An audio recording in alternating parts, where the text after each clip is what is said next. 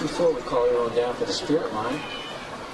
Joining the cheerleaders on the field tonight for the spirit line are girls kindergarten through 8th grade who participated in the first annual football and cheer clinic. They will help lead the spirit line to cheer on our colonels. And at this time, we encourage everyone to join the spirit line. So come on down. We ask that you exit through the back of the stands and come down the staircase on the scoreboard side of the field. But everybody come on down and join the spirit line.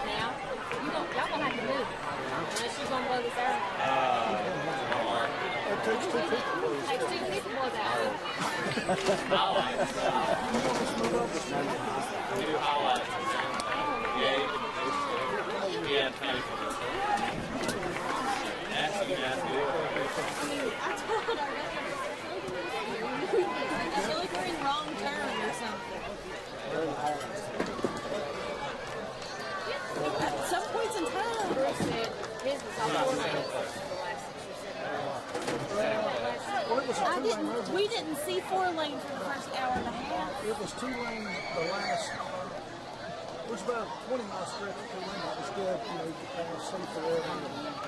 The last 5 or 6 miles was kind of tough. Okay. I said, you know that. I believe that.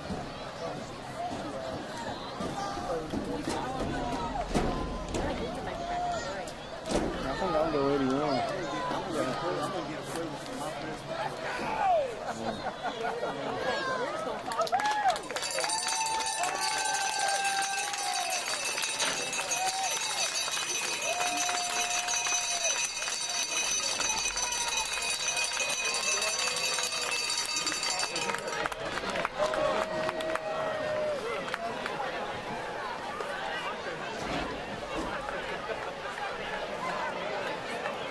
Here come the Colonels.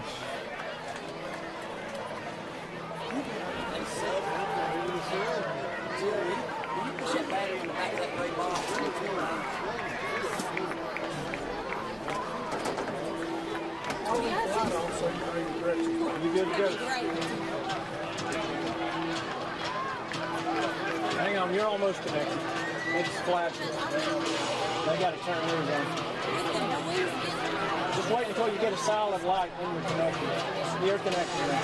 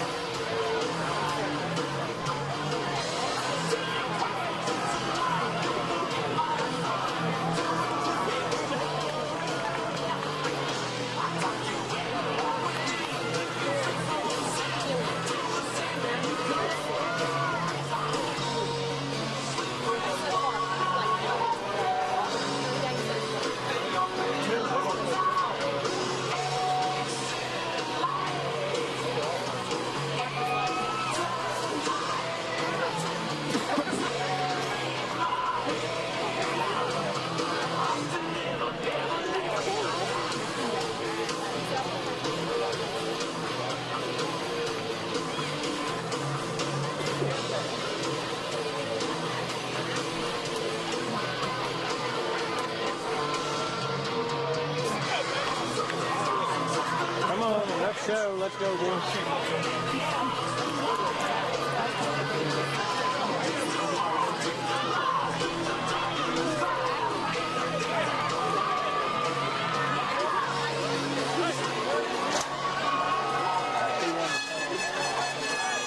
Who won the toss?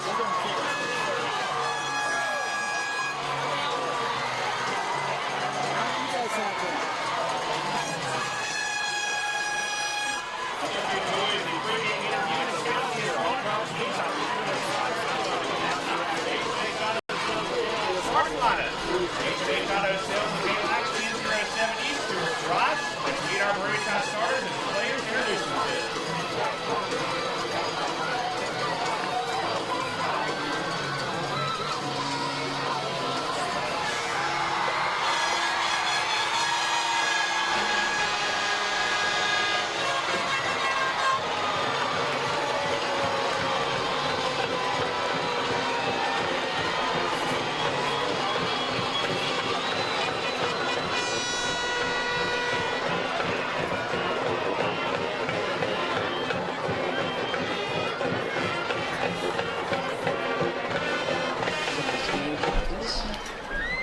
For the Colonels, number 1, NFHS. Number 3, Donovan Montague. Number 7, Destin Brown. Number 11, Juan Thornhill. For Galax, number 44, Sterling. And number 52, Ben Sanchez. I have no clue how much I've got. Galax won the toss and is deferred to the second half.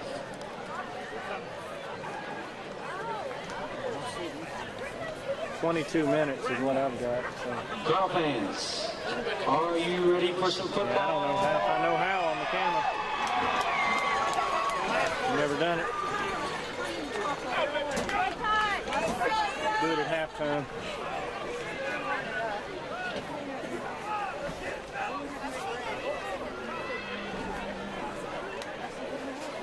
Kickoff return team out on the field. Back deep for the Colonels, NFHS and Juan Thornhill.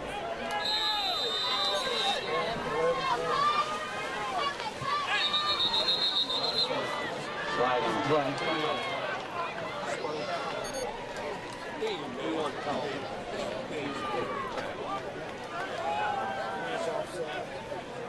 Who'd they call outside? I know, but who? We'll be back to the action, ready for kickoff. No, Galax won the toss and has deferred the second half. Wearing their away whites, maroon helmets, white face masks. They got the white pants, maroon lettering down either side. Numbers Altavista and all blacks, orange lettering, black pants, black helmets with the orange A either side, white face mask. Raina has it teed up, and we are underway. That kick is going to trickle out of bounds right around the 18-yard line. Flags fly, so that will give the Colonels good field position to start our contest.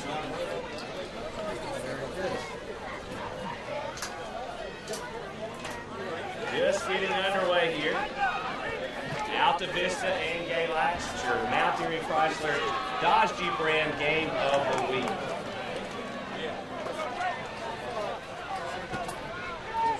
Juan Thornhill gets the play call from the sidelines. And bring on a couple of substitutes into the contest. The kickoff. Colonels will take position. Did you? Hey, he's here. First and 10 Colonels.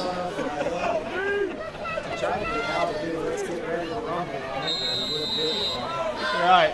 But anyway, it's good to be here.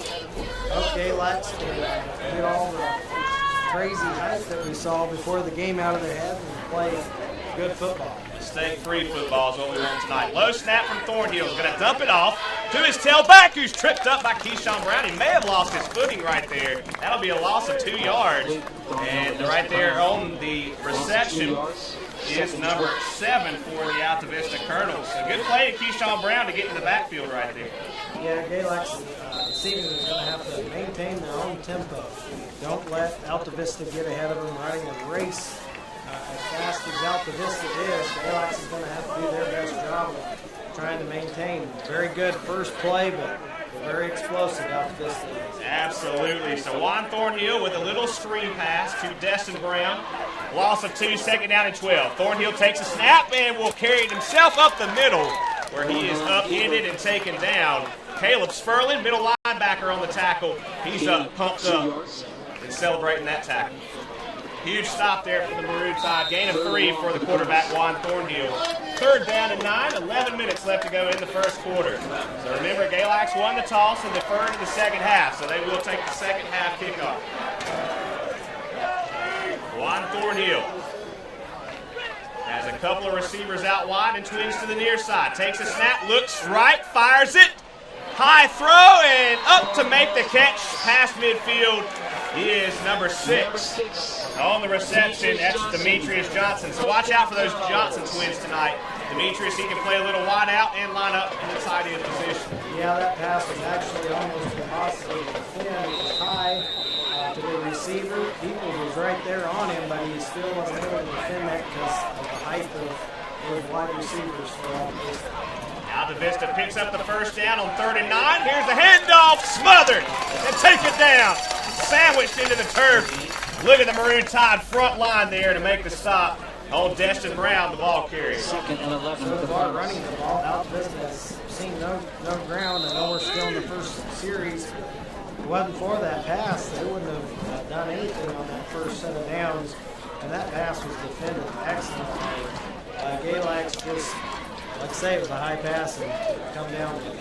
Just under 10 minutes left to go in the first quarter. 2nd down and 11 for the Colonels right at midfield.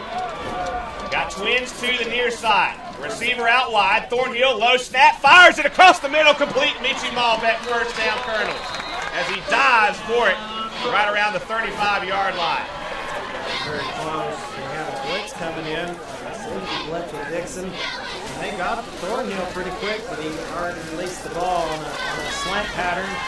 And Galax really having a hard time defending that pass so far. Michi Malbeck on the reception. Another first down for the Colonels. Coming to you live from English Stadium, Twin County Tire and Automotive Broadcast booth. There's a snap handoff to Destin Brown. No, check that. New ball carrier in the game is Claudel Moon, searching for a running lane, where he is taken down right around the 35. No gainer that time. 2nd down and 10 for Altavista. Yeah, Galax, as far as like I say, they've been doing very well with this run so far. Just those passes are killing them. If they can figure out a way to slow down that pass and those quick slants. Those quick slants are hard to defend.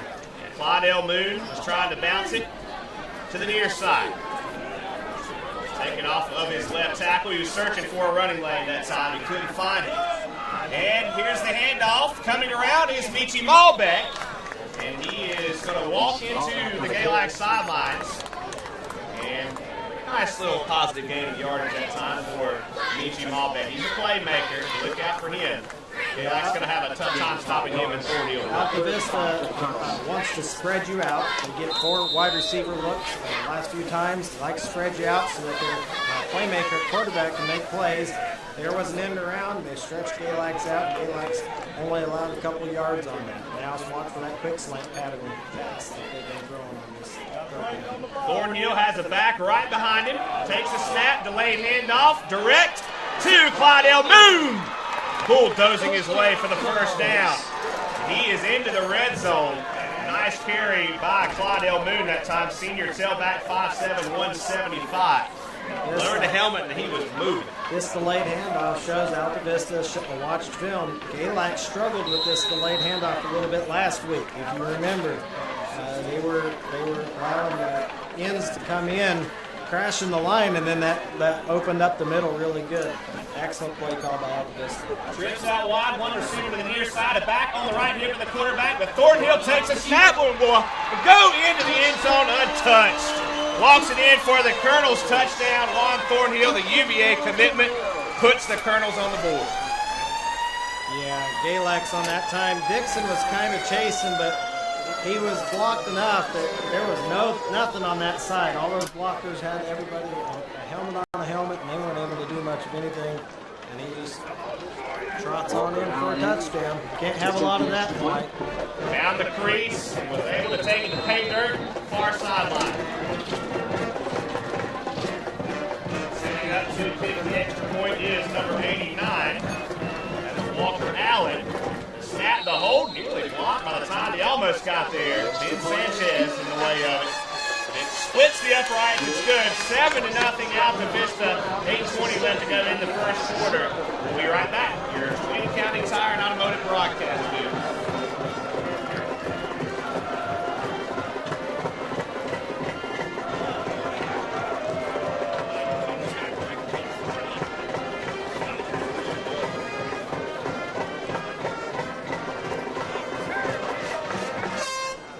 While we have a minute, we have a few announcements.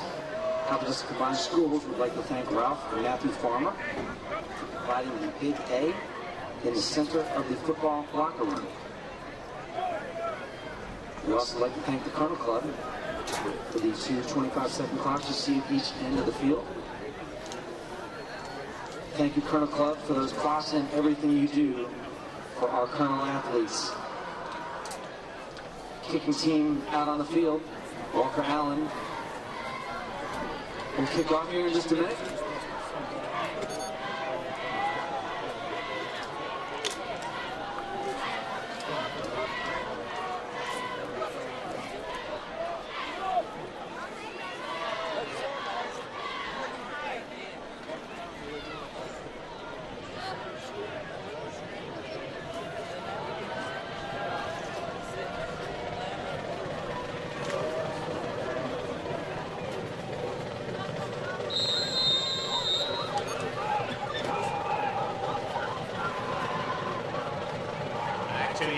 Walker Allen has it teed up, puts foot into leather. High spiraling kick, end over end. That's going to go into the back of the end zone for a touchback. So Galax will start at 1st and 10 at the 20 for their first offensive drive. What do you say? How Galax for their drive, you want a long pounding ground type offense where you minimalize the offense of Altavista, or you want quick scores like we've been getting in a lot of our games? I think you try to just play it patient. You know, you got to run the football. Altavista did really well against the pass last game defensively, holding Randolph Henry to -2 offensive yards the whole game. Galax coming out of the Wildcat to start their first drive of the night. High snap, Joseph Dixon will keep it himself, take it to the near side before he is brought down the rest of the turf. Going to give him a yard out of that. 2nd down and 9 for the Maroon Tide. But yeah, you know, you got to ground it out. Pound for pound, absolutely. And then, you know, let that passing game kind of open up a little bit. Just mix it up, just bounce and see what happens. They are going to have to pass it. Galax also, unfortunate in that part, they didn't have anything on. There was no lane at all for Dixon to get through. All right, back in that Wildcat, receiver out to either side. And Dixon, once again, straight up the middle. Pushed backwards, gang tackled. And that will be a gain of 2, maybe 3 yards. The forward progress, I give him about 2, maybe 3 there. That's pretty good. That was going nowhere. He didn't really have a running lane that time. Altavista really stuffed it out. I thought he really lost some yards. Altavista has about 8 enemy blocks, and they're stuffing that run extremely well with the way they're playing this. And they're still going with the Wildcat. Yeah, and Orton is the receiver out wide, one near side receiver. It's an offset I formation. What a play! That's a Tebow play right there. For the first down, Joseph Dixon with the heave up the field to Brett Isom. Excellent play call right there because they were breaking down on Dixon, and Dixon just bounced it up and over all the defenders. You're going to have some of that against a good team like Altavista here tonight. That was good. I like to see that. He acted like he was going to take off and run it, and just heaved it up there. Nice little lob pass. I know we haven't seen that, so I know they haven't seen that one on film for sure. That's right. Here we go. Now Orton will take over as the quarterback with Dixon in the backfield. Twins to the near side. Offset tight end is Brett Isom. Handoff Dixon. And he is going to scamper up the middle for 2, maybe 3 yards as he dives forward. Plunges through that line. It'll bring up his 2nd down and 8. They're going to give him 2. The little things sometimes make big differences. On that play, the quarterback, running back exchange was slow. It was difficult. Orton didn't let go of that ball quick enough for Dixon to have any speed getting into the line, and then somebody catches Dixon from behind. 2nd down and 8 from the 47. Galax facing the north end zone, moving left to right. There's a snap. Flags fly. Now this is what you gotta play mistake-free football. That joined down. Galax already committing a penalty here with 6 minutes left to go in the first quarter. And I tell you what, the penalty bug has hit Galax quite a bit this year already. The good thing about this is we didn't score a touchdown and it come back on us. I think I've counted 6. I think 5 or 6 touchdowns that have been called back on these penalties this year already. And so 3 games. That really hurts a lot of your momentum, a lot of your statistics, and various other things. It really affects a lot of that. So Galax now has the 2nd and 14, isn't it? 13? Yep. The 2nd and 13 from the 41. Ball on the right hash. Twins to the near side. One receiver out wide. Dixon on the right hip of the quarterback. Orton. High snap. Orton drops back. Has some time to throw it. Nearly picked off right at the line. Ball's incomplete. And it really wasn't a receiver right there in the vicinity unless you count trying Taylor to Spurlin. throw to Dixon. Dixon was back there. Yeah, he was. Just tried to throw to Dixon. He got lucky. He didn't get called for an intentional grounding there. But Dixon was in the area. He almost hit Dixon in the back. Dixon was trying to block. I didn't see Dixon. Nobody open downfield though. I didn't see Dixon right there. He was behind Croston Dallas there at the line. Let's hear it for the defense. But it was nearly picked off by number 56, Trayvon Elliott. Brings up a 3rd and a long 13 for the Maroon Tide. Harris in the game. In the backfield, and the tight end is Joseph Dixon. Orton will heave it down the field, looking back, nearly picked off by Thornhill. And Joseph Dixon was the intended receiver, streaking down the near sideline. Thornhill got his paws on it, nearly picked it off. Dixon had to turn around and play DB there. Yeah, and on that time, actually Orton throws to the wrong shoulder of Dixon. Dixon's looking over his left, and that ball comes over his right, causing kind of a little bit of a chaotic play there. And Altavista's probably happy that they didn't pick that off from the standpoint they probably get better field position from his quarterback. My dangerous return unit, Juan Thornhill and Michi Malbec. They're going to let it bounce one time. Malbec will take it. Takes it to the right side. Making people miss. Boy. Oh, did he lose the ball? Oh, kind of the pile there. Ooh, close. He kind of kept himself going there for that. Class of 1984. Good job by the Galax special teams defensive unit that time to get back down the field in enough time to make the tackle. But Malbec was making some men miss that time and breaking some tackles. But he's finally taken down. Well, quite honestly, what the problem is on defense so far is they've actually done very good executing against the run, except for a miss. I think a player was out of alignment on that touchdown run by Thornhill. You'll know that name. He'll be playing on Saturday. But anyway, their pass defense is what's been hurt, and it's hard passes to defend that Altavista runs. The Colonels are up 7-0 with 5:15 left to go in the first quarter. Thornhill, quarterback keeper up the middle. Galax, Ben Sanchez leading the charge to take him down. Key to this is keeping this intensity. 2nd and 9. 4 quarters of play. They can do this. They'll be in it. I think. If they can start doing something on offense, boy, they got stuff bad on offense, except for that one trick play. Yeah, exactly. If they can lock down defensively, they have an opportunity. Just got to play mistake-free football, force some turnovers. Altavista in the shotgun, and back on the right hip of the quarterback, Thornhill, who drops back, 2-step drop, fires it, complete. He's got an arm, folks. Close to the first down, making the catch. Along the far side of the field is number 6, Demetrius Johnson. We had a guy breathing down at that time, and he still got the ball off. He's an extremely good passer, what I'm seeing of him already. Well, move the chains. He did get the first down, laying out. Number 6, Demetrius Johnson, his 2nd reception of the ball game. And boy, I tell you, it was a nice little comebacker there. He had to come back and get that football. Yeah, it was, and again, they're using their height advantage. Defensive backs passes more up toward the top of their heads, so it's hard to defend those kinds of passes. The Galax really, there's not been a lot of yards after catch, which you can be thankful for the Galax Maroon Tide. Now they're doing a medley. Yeah, I was about to say. Regardless, it'll be close. Probably be within the yard. If it's not. I think he got it. I think he got a really good spot. We'll see. Could be wrong.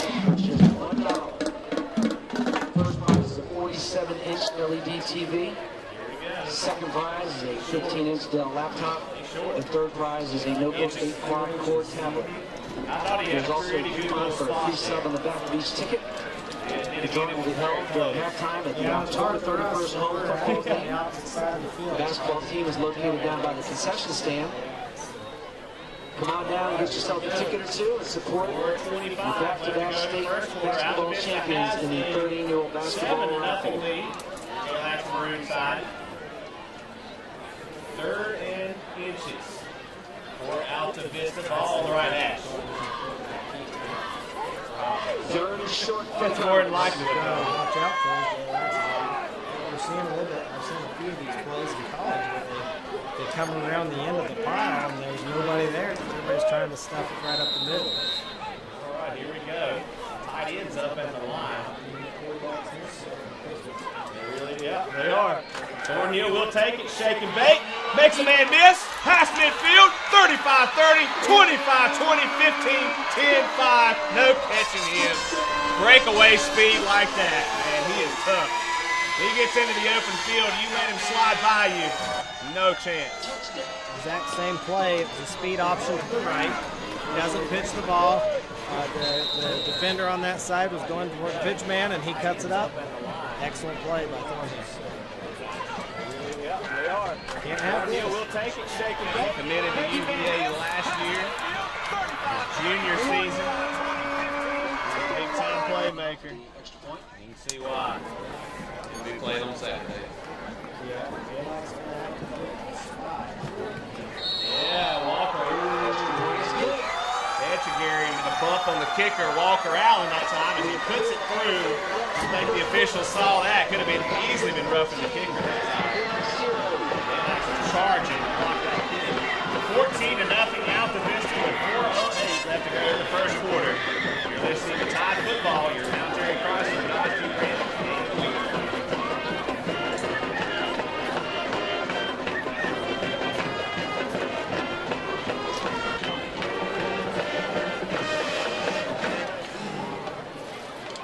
Fans, if you are in the mood for a little Chick-fil-A, hot dogs, nachos, candy, come on out to the concession stand and get yourself some dinner.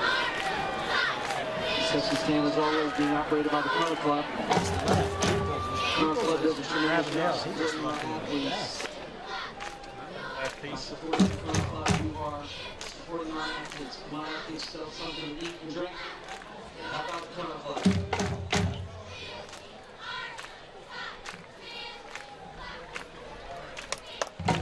Kicking team back on for the girls. Walker Allen once again will kick off.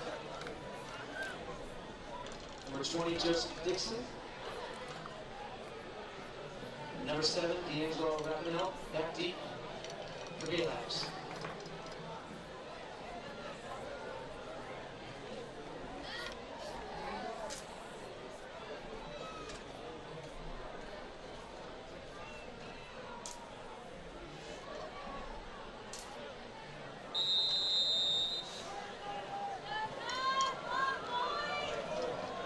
To the action, Joseph Dixon and number 7, D'Angelo Ravenel back deep for the Tide.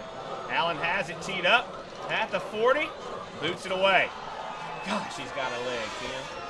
Back into the back of the end zone yet again, his second touchback. Well, you start seeing the reason why you have a defending state champion on your hands whenever they have every aspect of the game so far covered up. They haven't been just a one-man show with just Thornhill, even though he scored both the touchdowns. Everybody's executed the kicker. I mean, the kicker's keeping our guys off the field, you know, any of our return men off the stat sheet. And so Here we go. Let's see what they do here. Going with a regular formation. Dixon is on the line as a tight end, it looks like. Yeah, he is. And Harris in the backfield behind the quarterback, Orton. Dixon will come in motion. All set tight end. Keeps his place to the near side. Pitch back play. Harris swallowed up. Taken down. And the initial tackle that time was by number 6, Demetrius Johnson from the middle linebacker position. The senior on the stop. One thing that happens in any game, high school, college, or pro, is momentum. And right now, Galax needs to do something to generate some momentum, because otherwise you're going to be in for a long, drawn-out night for Galax. It'll be hard for them to come back if they can't gain some momentum here quick. They need a first down. They need a quick toss, something. They're getting something beyond just 1 yard beyond the line of scrimmage. Twins to the near side. Sperlin on the left hip of the quarterback, Orton, and Dixon in the backfield. Dixon through right guard and right tackle is upended as he plunges forward and gets it close to the original line of scrimmage. We'll see where the exact spot will be. That's it. That's where it will be. The gain of 2, 3rd down and 10. For Galax right there, you have Dixon hitting the line of scrimmage, and when he does, you see already 2 arms of the Altavista defenders wrapping up, making that tackle. So that's difficult. I don't know. I don't know if you're going to have to go to the outside. They've tried the outside. They've tried the inside. I don't know what to do. Galax in the shotgun. Dixon on the right hip of the quarterback, Orton, who drops back to throw. Near side, Caleb Sperlin with the catch. Awesome catch there. Orton to Sperlin.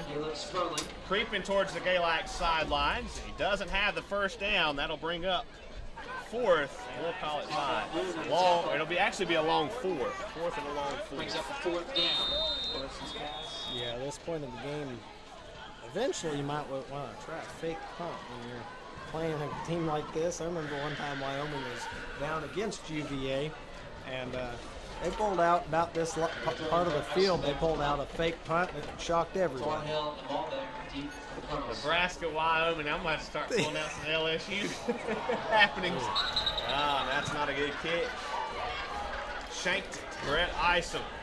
Every year to the near, we could have probably reached out and caught that one. When you have a bad punt like that, out of field position, you didn't gain much. That punt was tore up. Yeah. Cheerleaders, boy, they scramble quickly. Yeah. Get out of the way of it. Lands on the track. Might have to give them the play of the game. So. Yeah, that's all right. There you go. 2 minutes left to go in the first quarter. Altavista, good field position. Galax territory. What do you do to stop Thornhill, huh? Spy? Could you do a spy on him? You could. I mean, you really could, but he's going to. Joseph Dixon spy on him? Or yeah. You have to have your fastest guy on their fastest guy. That'd be the best bet. I don't even know if that would help. Yeah, making plays, folks.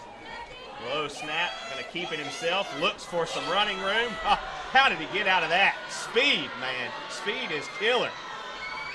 And a nice stutter step into the Altavista sideline. He was really swallowed up at the middle of that line, and he turned something into nothing. He does a spin around. The ball's basically on the ground. Dixon's coming in, getting ready to nail him. And he runs probably 15 yards worth, if not 20, and only gets back to the line of scrimmage. But he was way back there when he started making the spin. And he still lost a yard. Second down and 11. I guess he did lose a little bit on the ground. Good for Galax, though. They need everything they can get.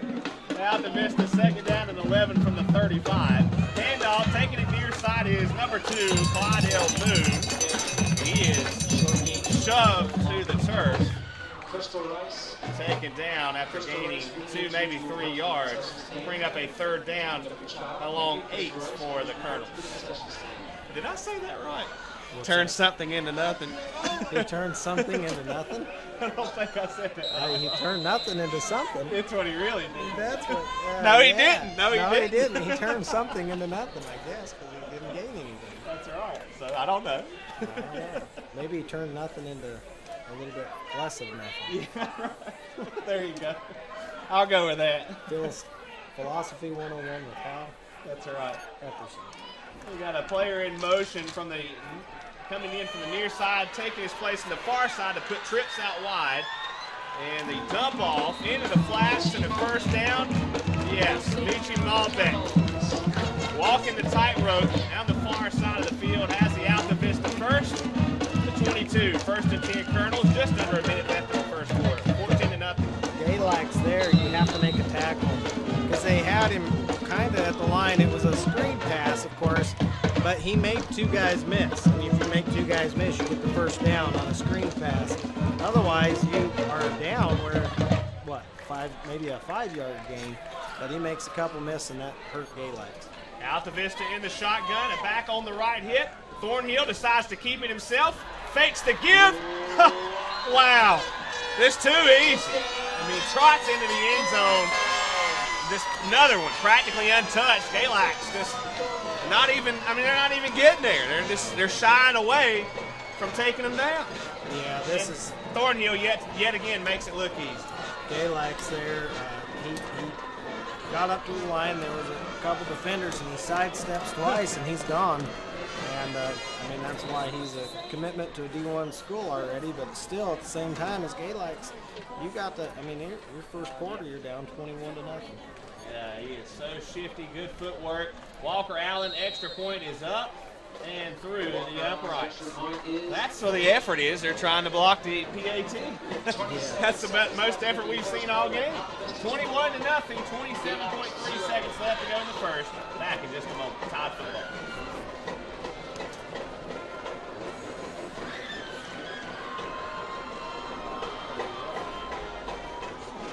Well, I knew it.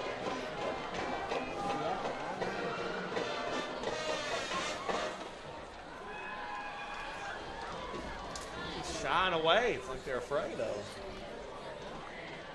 You know? It's like they're afraid of him or something. Yeah. Oh, yeah, I know. Exactly. You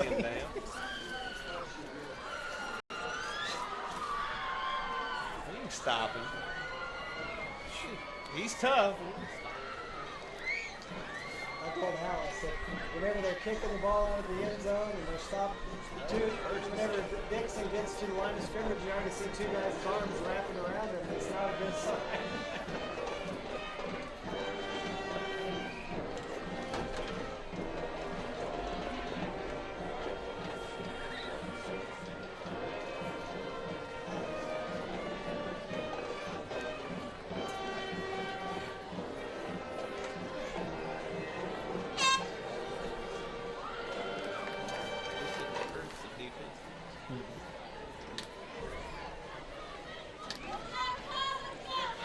Back to the action. 27 seconds left to go in the first quarter. The Colonels have a 21-0 lead over your Galax Maroon Tide, displaying flawless right now. Just like we said during the break, just no sense of urgency defensively for the Tide thus far.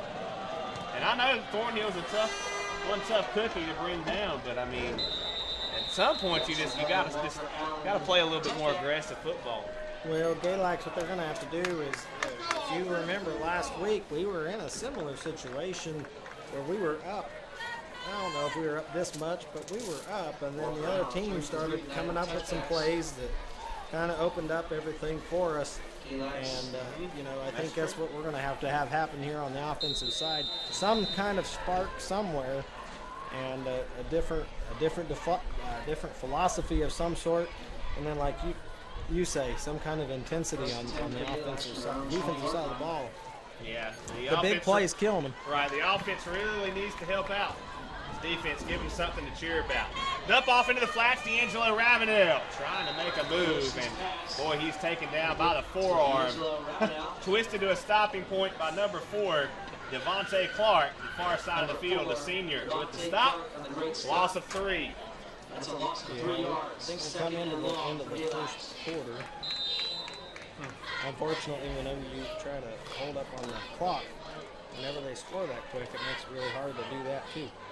Absolutely. 21-0 Altavista at the end of one. You're listening to Tide Football, your Mount Airy Chrysler Dodge Jeep Ram game of the week. Back in a moment. Once again, fans, come on. Grab yourselves some dinner at the concession stand. concession stand being run by the Colonel Club. Come on out and support the Colonel Clubs. They continue to support our athletes. Altavista students. The first 50 students that walked in here this evening will receive a ticket, a raffle ticket. Go ahead and get that ticket out. We're going to call a number right now. And the student with that ticket will receive a free pizza.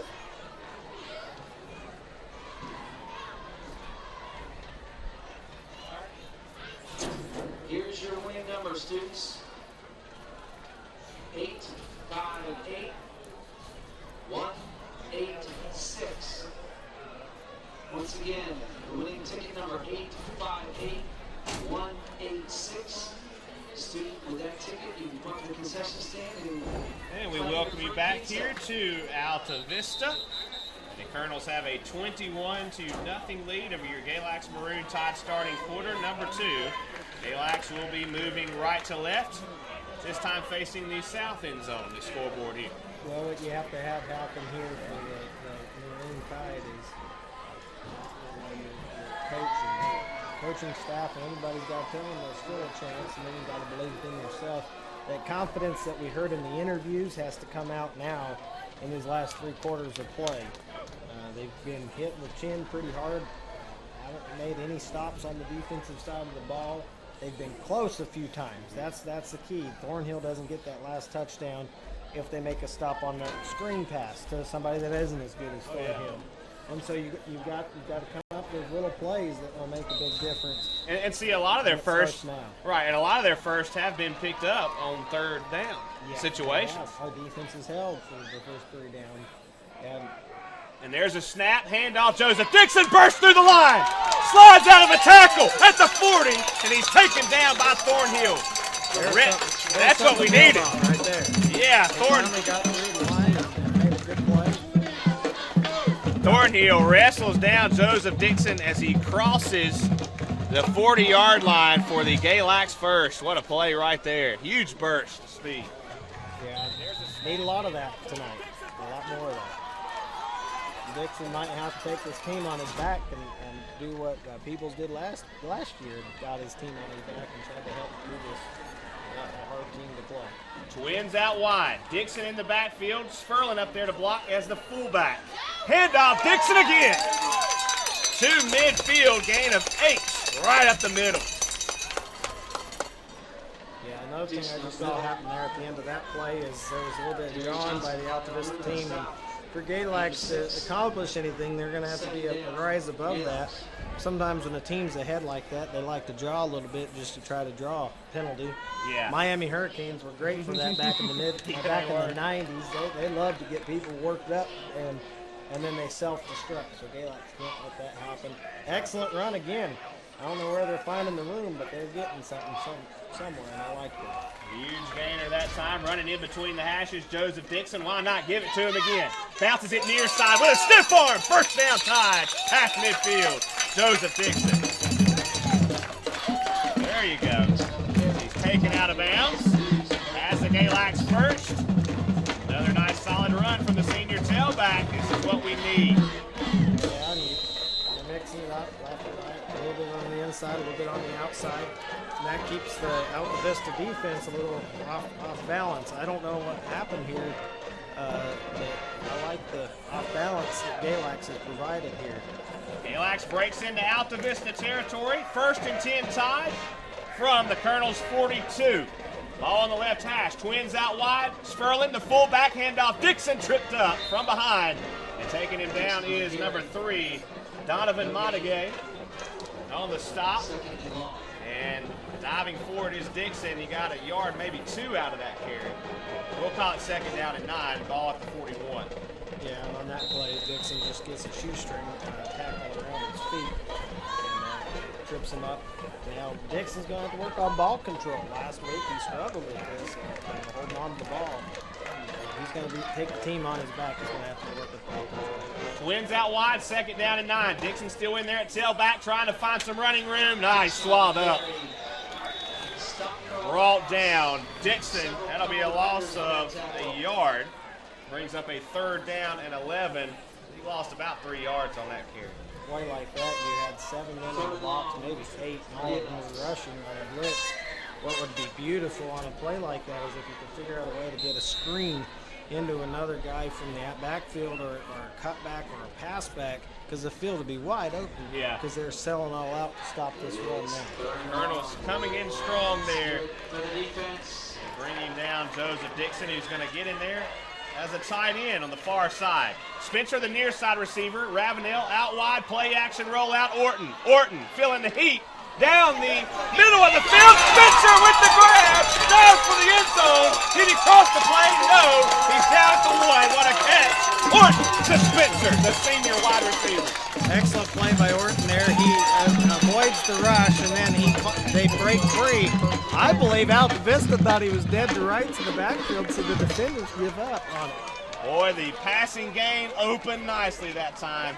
Altavista bringing the pressure. They were in his face, and Orton delivers the pass play to Cody Spencer. Excellent catch by Spencer there. Now let's get this ball into the end zone and get ourselves on the board. So see if Galax can punch it in here. Spencer is near side. Ravenel out wide.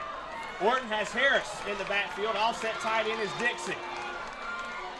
Little bit of movement. Number 20 there at the line. Is there to block. Line up at fullback. Harris sidestep to the defender. He's in for the score. Touchdown. Charles Harris. The Maroon Tide are on the board. Galax, what they're going to have to do on the next series here is make sure they get a stop on Thornhill. Wake up offensively. They got the score, which I thought they weren't going to. I thought they were sacked whenever they come in on Orton on that play. He makes something happen, and Spencer comes wide open. And it was an excellent throw. I thought he was throwing up a prayer myself. I thought, oh no, it's going to be picked off. He was really wide open. Yeah, he was really spun in the end zone, falling backwards. So Harris has the TD, and the extra point by Jonathan Reyna is true. 21-7 Colonels. It's a 14-point Altavista lead with 8:51 left to go until halftime. You're listening to the Mount Airy Chrysler Dodge Jeep Ram game of the week. Back in a moment.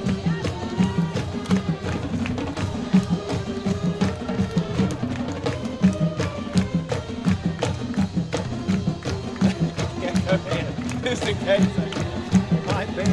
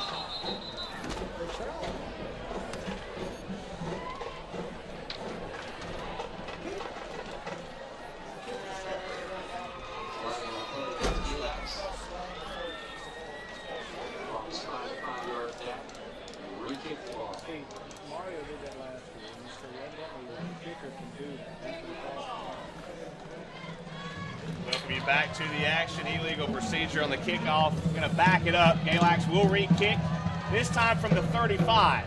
They did try an onside. Yeah. That didn't work out too good. No, he kicked it behind his teammates. Yeah. Good effort, though, but you really need to boot this one away. Try to put as much into it as you can. Here we go. Brandon has it teed up to 35. End over end kick. Thornhill will take it and turns it upfield.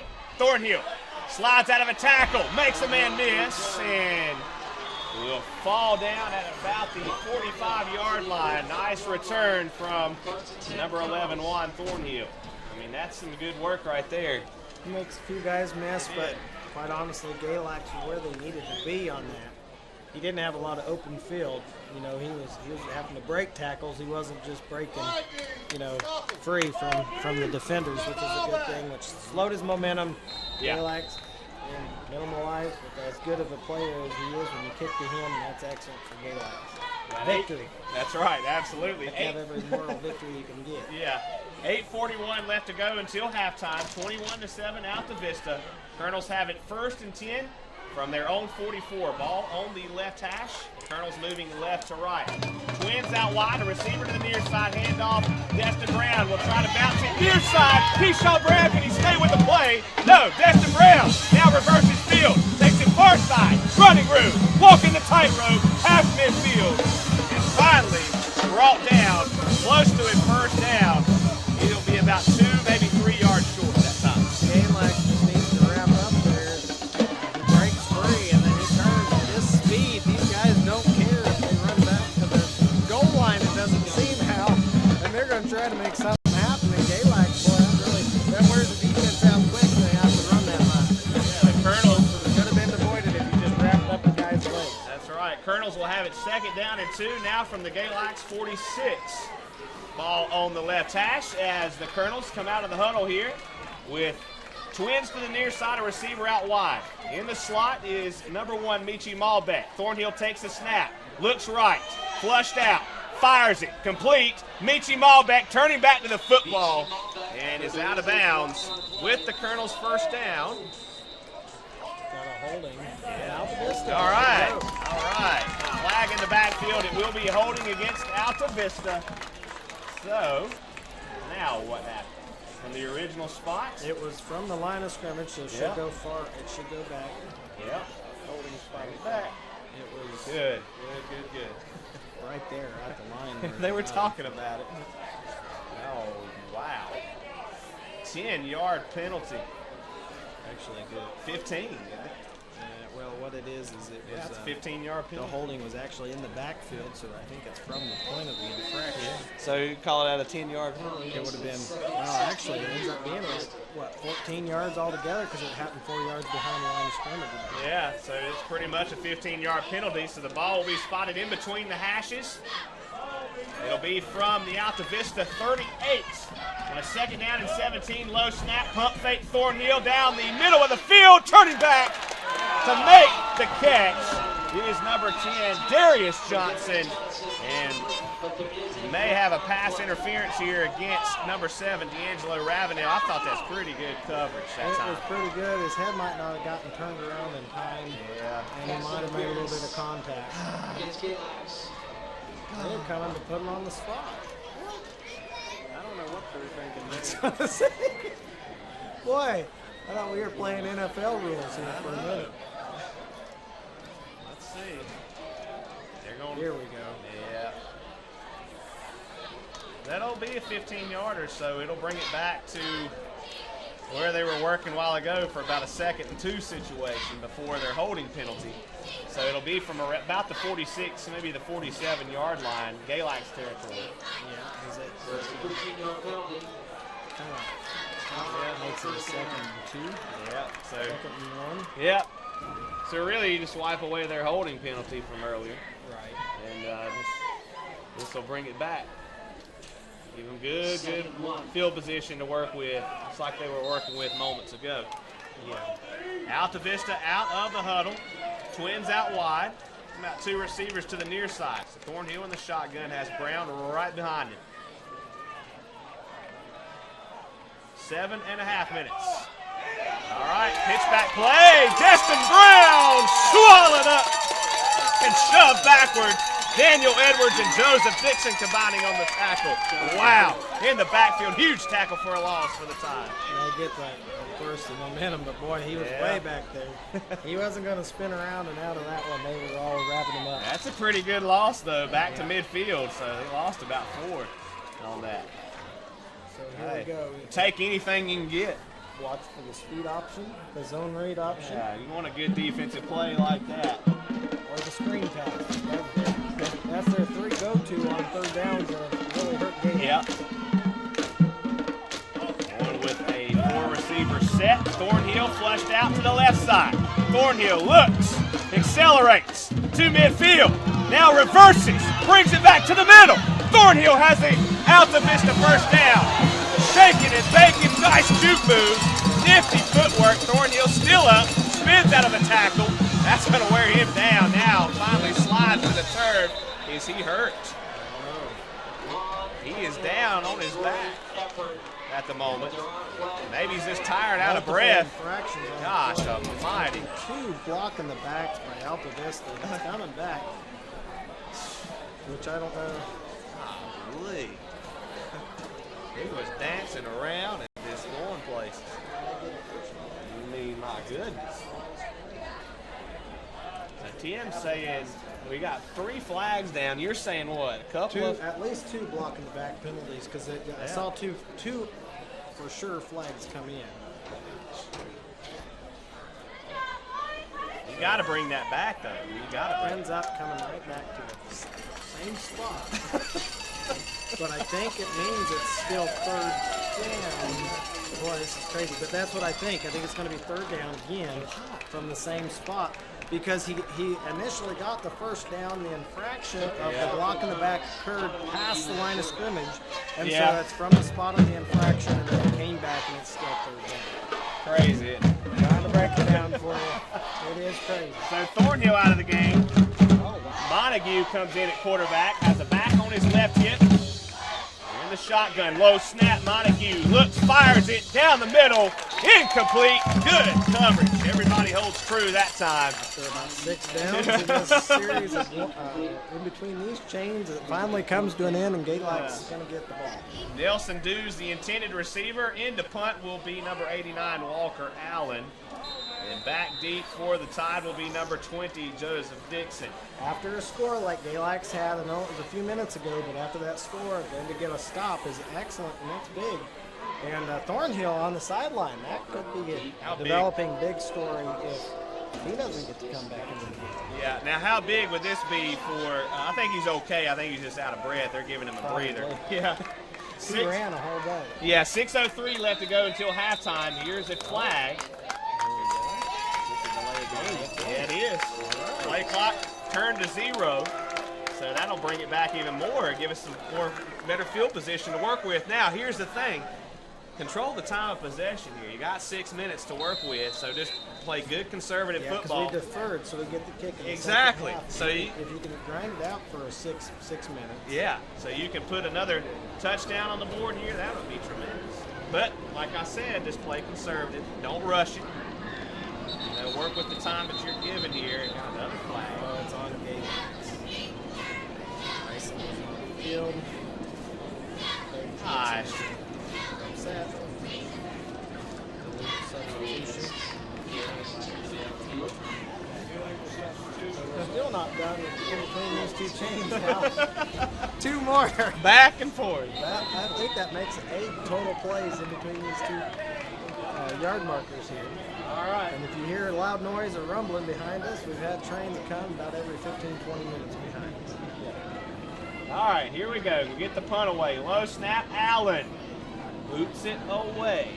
That's good hang time. Ravenel comes in. Did he call for the fair catch? She was clobbered. And he gets the penalty. Good. The official came running in there. Big catch interference. Yeah. Ooh. Boy, Ravenel really took a shot. Thornhill's back in there. Yes. Yeah, he really did take a shot. He had to get up under because he called for the fair catch, and he had to get up under it before the guy runs into him. All right. They're having a discussion. Let's see what they call it. Kick catch interference. Yep. Good. Go. Give it. That should be good field position. 15 yards.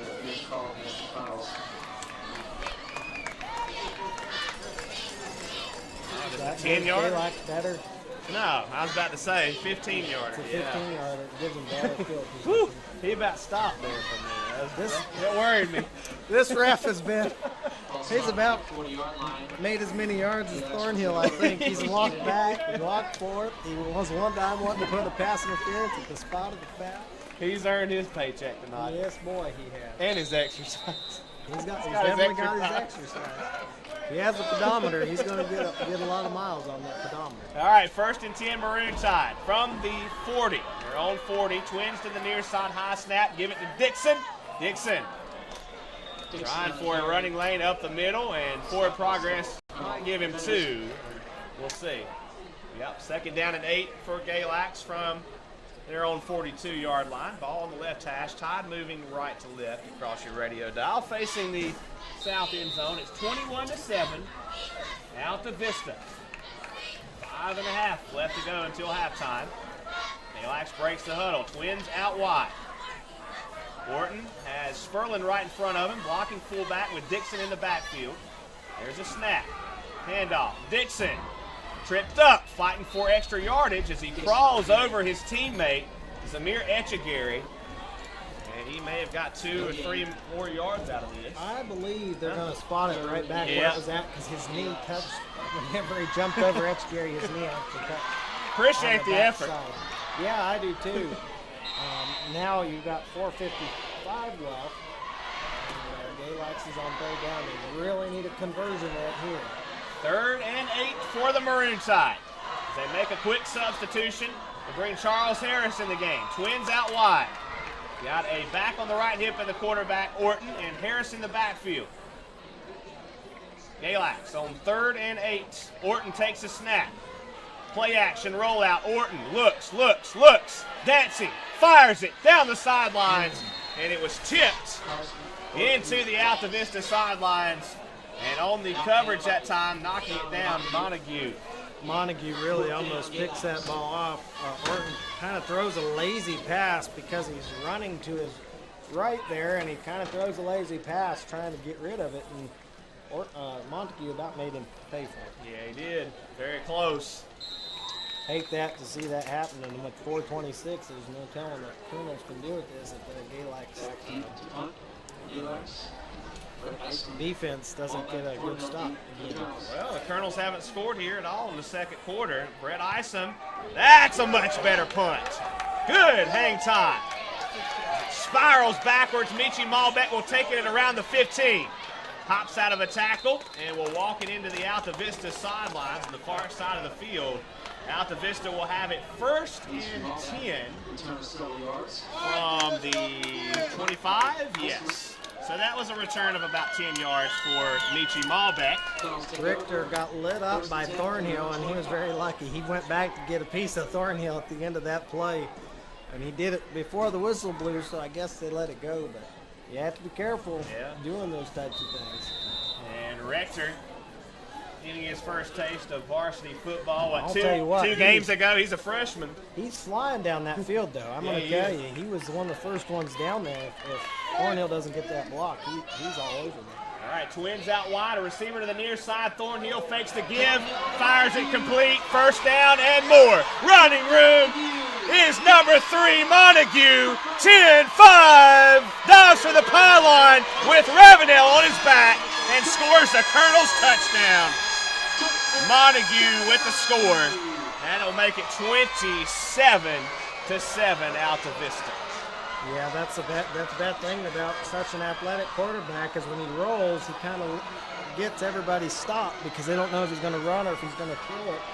And then there was a great block downfield. I thought he might have had a little bit of jersey number 6 for the Colonels, and then he broke free, and nothing Galax could do about that. That was on 1st and 10. Now Galax has to score before the half to get this within 7 points if they get the score after the half as well.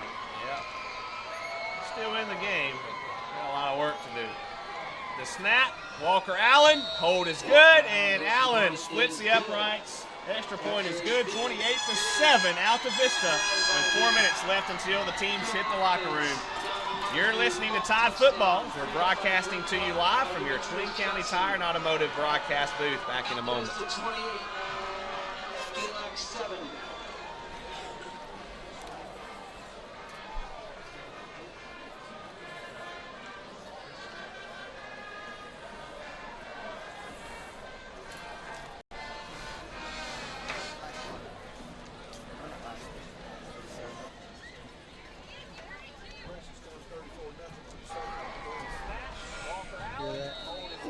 What's that? Grayson's down 34-0, 2nd quarter to Glenver. What's happened? Oh, that's what's wrong. You can't recover from that.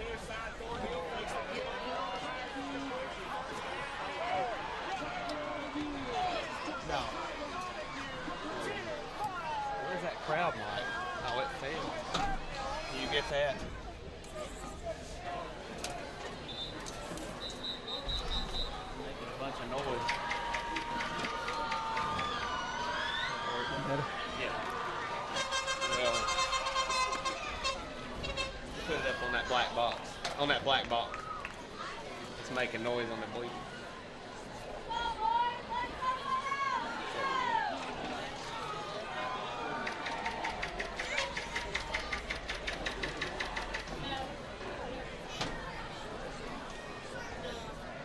Surrey Central's beating Mount Airy 21-0.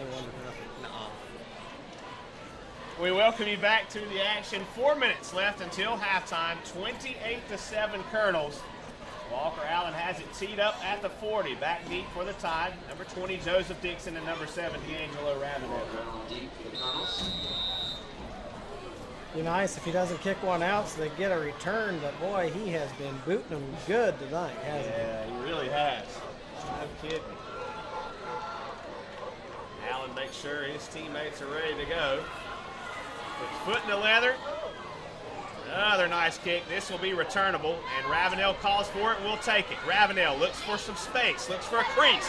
He had a nice punt return taken away. Hops out of a tackle and is spun and twisted to a stopping point.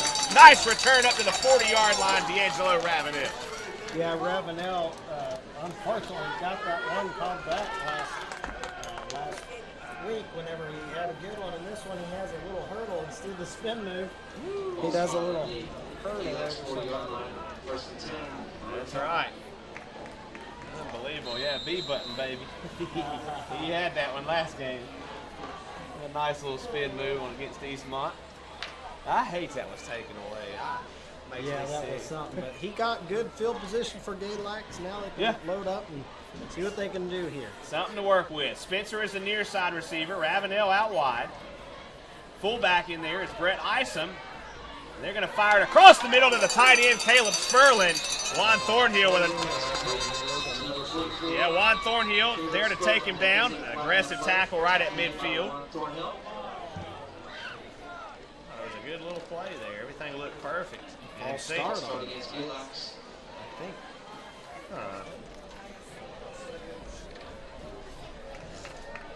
Illegal shift. Kind of hard to see over the. Yeah, illegal shift, I believe, Tim. Got a few of those this year, haven't they? Yeah. Still struggling with it. And that was a good positive play for Galax, taken away and wiped out. 3 minutes, 30 seconds. Really, what you'd want is the ideal is to run this 3:30 off and score right toward the end of the first half, and then get the kick at the second half and score again. Then you're in the game. Yeah, you are. Catch the Colonels napping here. That's what you want to do. Yeah, absolutely. Keyshawn Brown is in the slot. Another flag. 1st and 15, and this one will be false start. There's your false start there, Tim. This time he turned. His back wasn't totally to us. 1st and 20 for Galax. I'm going to make it 1st and 20 now from the Galax 30-yard line. You know, coaches don't like that. 3:15 clock runs. Galax searches for a play call here. Making some substitutions in the process. They're going to bring Charles Harris on and take out Brent Isom. Play clock is at 10. Tide getting to formation. Keyshawn Brown, the near side receiver. Out wide is Cody Spencer. Harris in the backfield. Offset tight end is Dixon.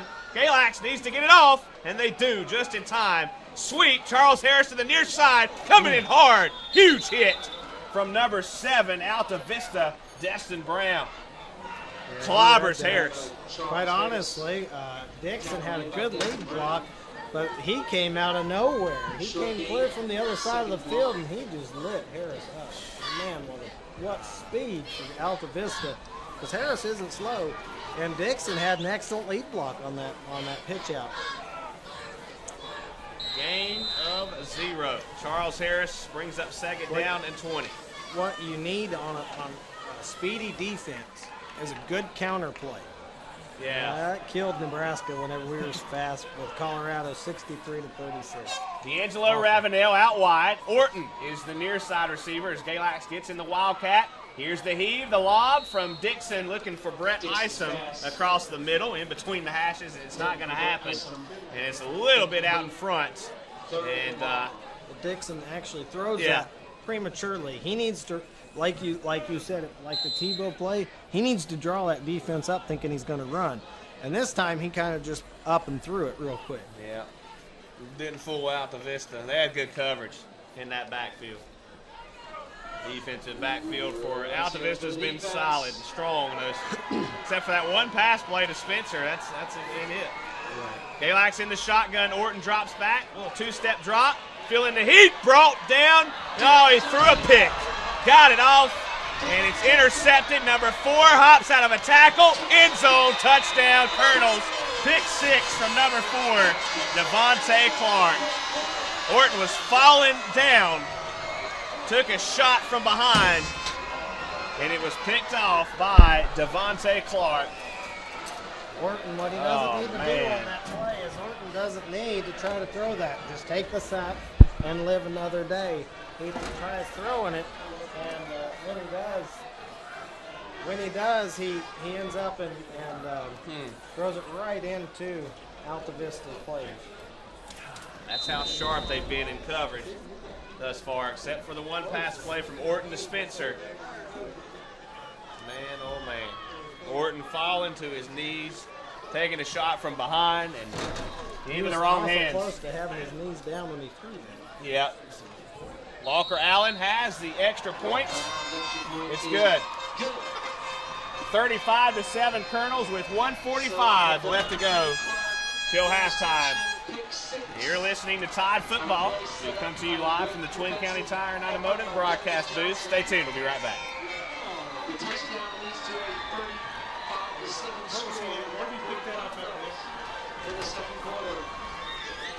About the 30, wasn't it?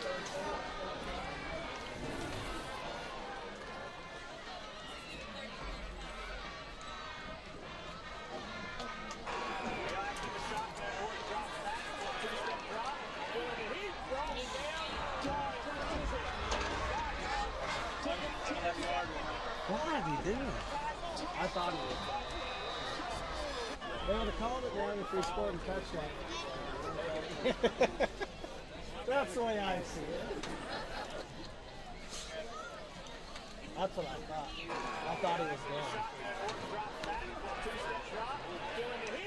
Yeah, his knee was definitely down. About the 33, wasn't it? 33 or 34? 24?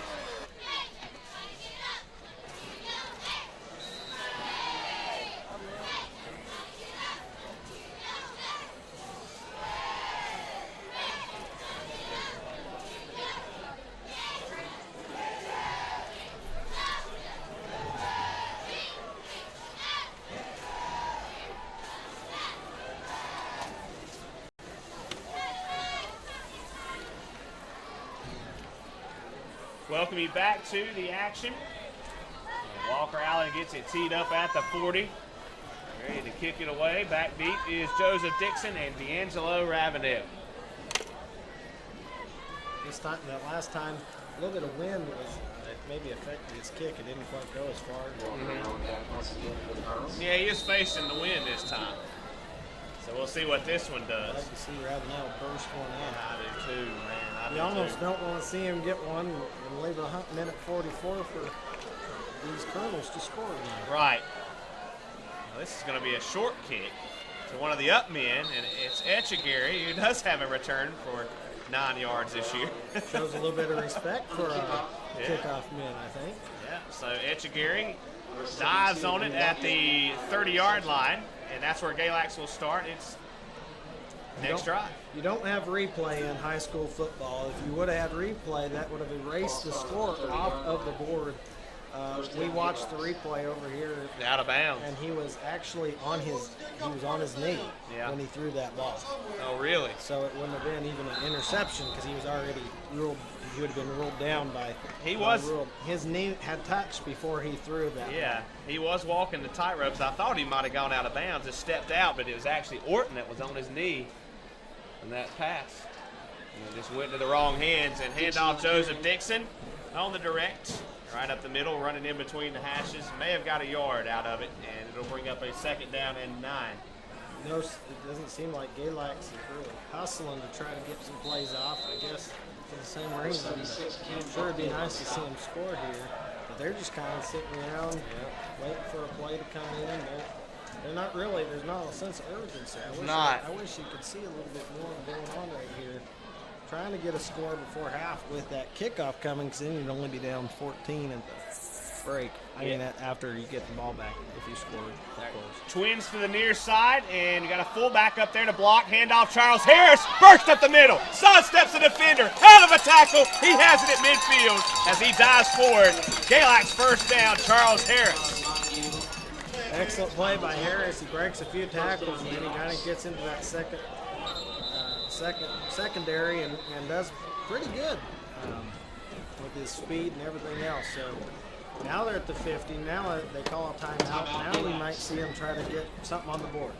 Yeah, the burst through the line and got into the second and third wave of the Altavista defense. And Charles Harris, he was already full burst of momentum. And he was making some players miss. He has the Galax first down to midfield. Still plenty of time, just under a minute. You're going against a really sharp defense. And the Colonels, I think they're much improved defensively from what they were a year ago, Altavista. Yeah, all phases so far, Altavista has impressed me. The kicking game, on the line of scrimmage, the secondary, the wide receivers, every bit of it has been really good. You have Thornhill to build around, but quite honestly, it's not a one-man pony here at Altavista. It is a complete coached-up team all the way across the board. They do have height. They're not as thick as we've seen some players, if that makes sense. They're not as built. They must have a little bit more of a speed type weight program to develop more speed than they do. You know what I'm saying? I don't know if you can kind of see what I'm talking about there. Some of those players are some hosses. I know they are. They're not tiny, but I'm saying we've seen some that have been bigger. Oh yeah, I agree there. Especially you go to those mountains, and I'm telling you what. Payside, some of those places, they are talking about a bunch of bulk. Orton stays on his feet, avoids a sack. Now he's going to be swallowed up. Big time tackle. Huge loss on the stop, and the sack that time is number 44, Dante Poindexter. And you had a missed block right there, and then Orton, he does the wise thing. He doesn't try to throw it away. He did try to stay on his feet, however, to get something, to make something happen. Yeah. And now I don't know, are they going to just be satisfied to go in? Might be. And you know, talking about the Colonels, you know, you're talking about, they have a lot of speed out there on the field. There are some smaller players, but pretty bulky. But then again, we're talking about their biggest improvement has been in their defense and their special teams. The offense has always been there. Orton will toss it near side. D'Angelo Ravenel, stutter step, still on his feet. Nice head fake, stays up. Now he's going to be taken down and gang tackled. Colonels are having none of it. And that will be the final play of the first half. Altavista a 35-7 lead going into the locker room. And we'll be right back to start your Blue Ridge Tire and Automotive Tide Football at the Half show. So stay tuned. We'll be right back in just a moment.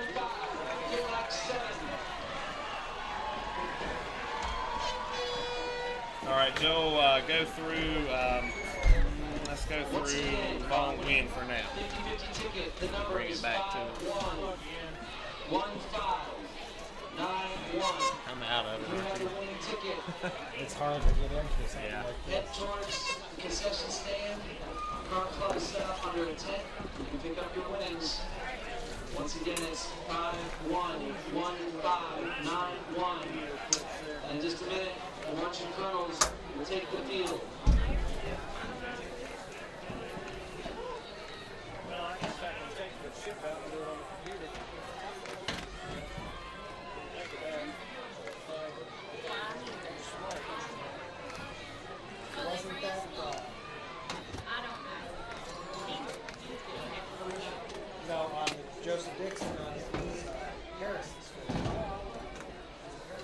Yeah. Now, entering the field, Altavista Marching Colonels. Their 2014 competition show is titled Space Undefined. Picky. Leadership is Alana Dixon, Back me upside the head. Matt Hazelwood, Not much else to look at, I guess. Kayla Henley, Leno, Maggie Greer, Martha Williams, Oh, I bet. and drum major That would be Lindsay Bivens. confusing anyway. Staff includes Yeah. Chandler Hogan, Tyler Howell, Kayla Short, Caitlin Dobbins, pit crew leader Clayton Nolan II, and assistant band director Bill Greer. The marching colonels are under the direction of Mario Ruiz. Tomorrow they will be competing at LYNCHBURG's Preview of Champions in their first competition of the year.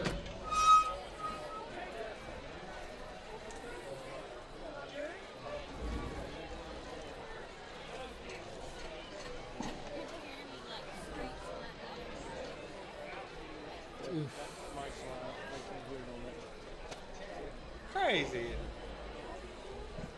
Well, they're hanging around pretty good. Choice but to keep the Boy, string and the going. first. Huh? And the first, though. No. You'd make me a halftime video. They had 2 short fields though to work with. Gave them 2 short fields. God, can you believe it?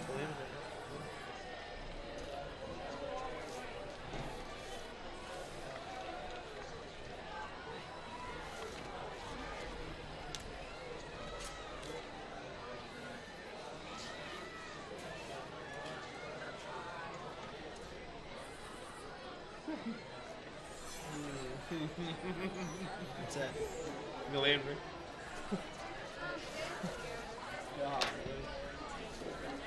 Crazy. Did you have it right?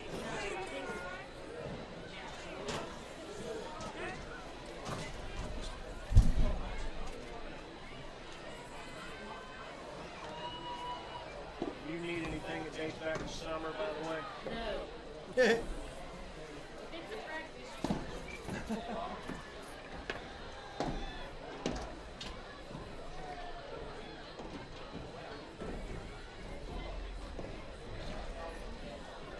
Bellevue 14.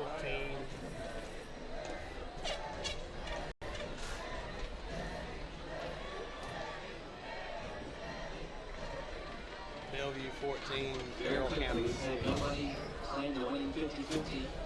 If you have that ticket, 511591. You're listening. Please now come to the bottom of the press box. Claim your win.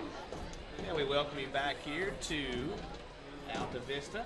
Colonels have a 35-7 lead going into the locker room over your Galax Maroon Tide. We want to welcome everybody to Tide Football at the Half, brought to you by Blue Ridge Tire and Automotive. Blue Ridge Tire and Automotive, they're your hometown dealer for tires. You go by and they work on your vehicle.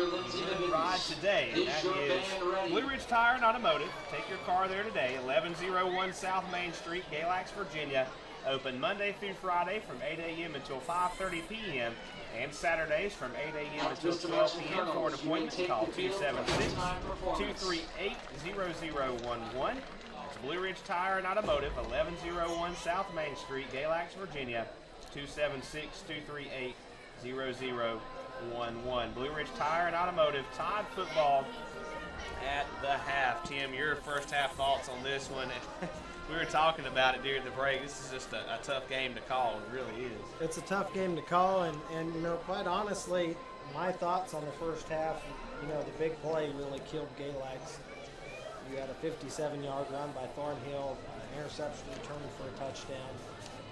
You know, quite honestly, they minimalized a lot. Galax did a good job. They had a lot of third down, you know, where they had to, Altavista had to convert on third downs, and they did get that one defensive stop in that first half, which I know one out of 4 possessions might not seem very good, but quite honestly, as good as Altavista is.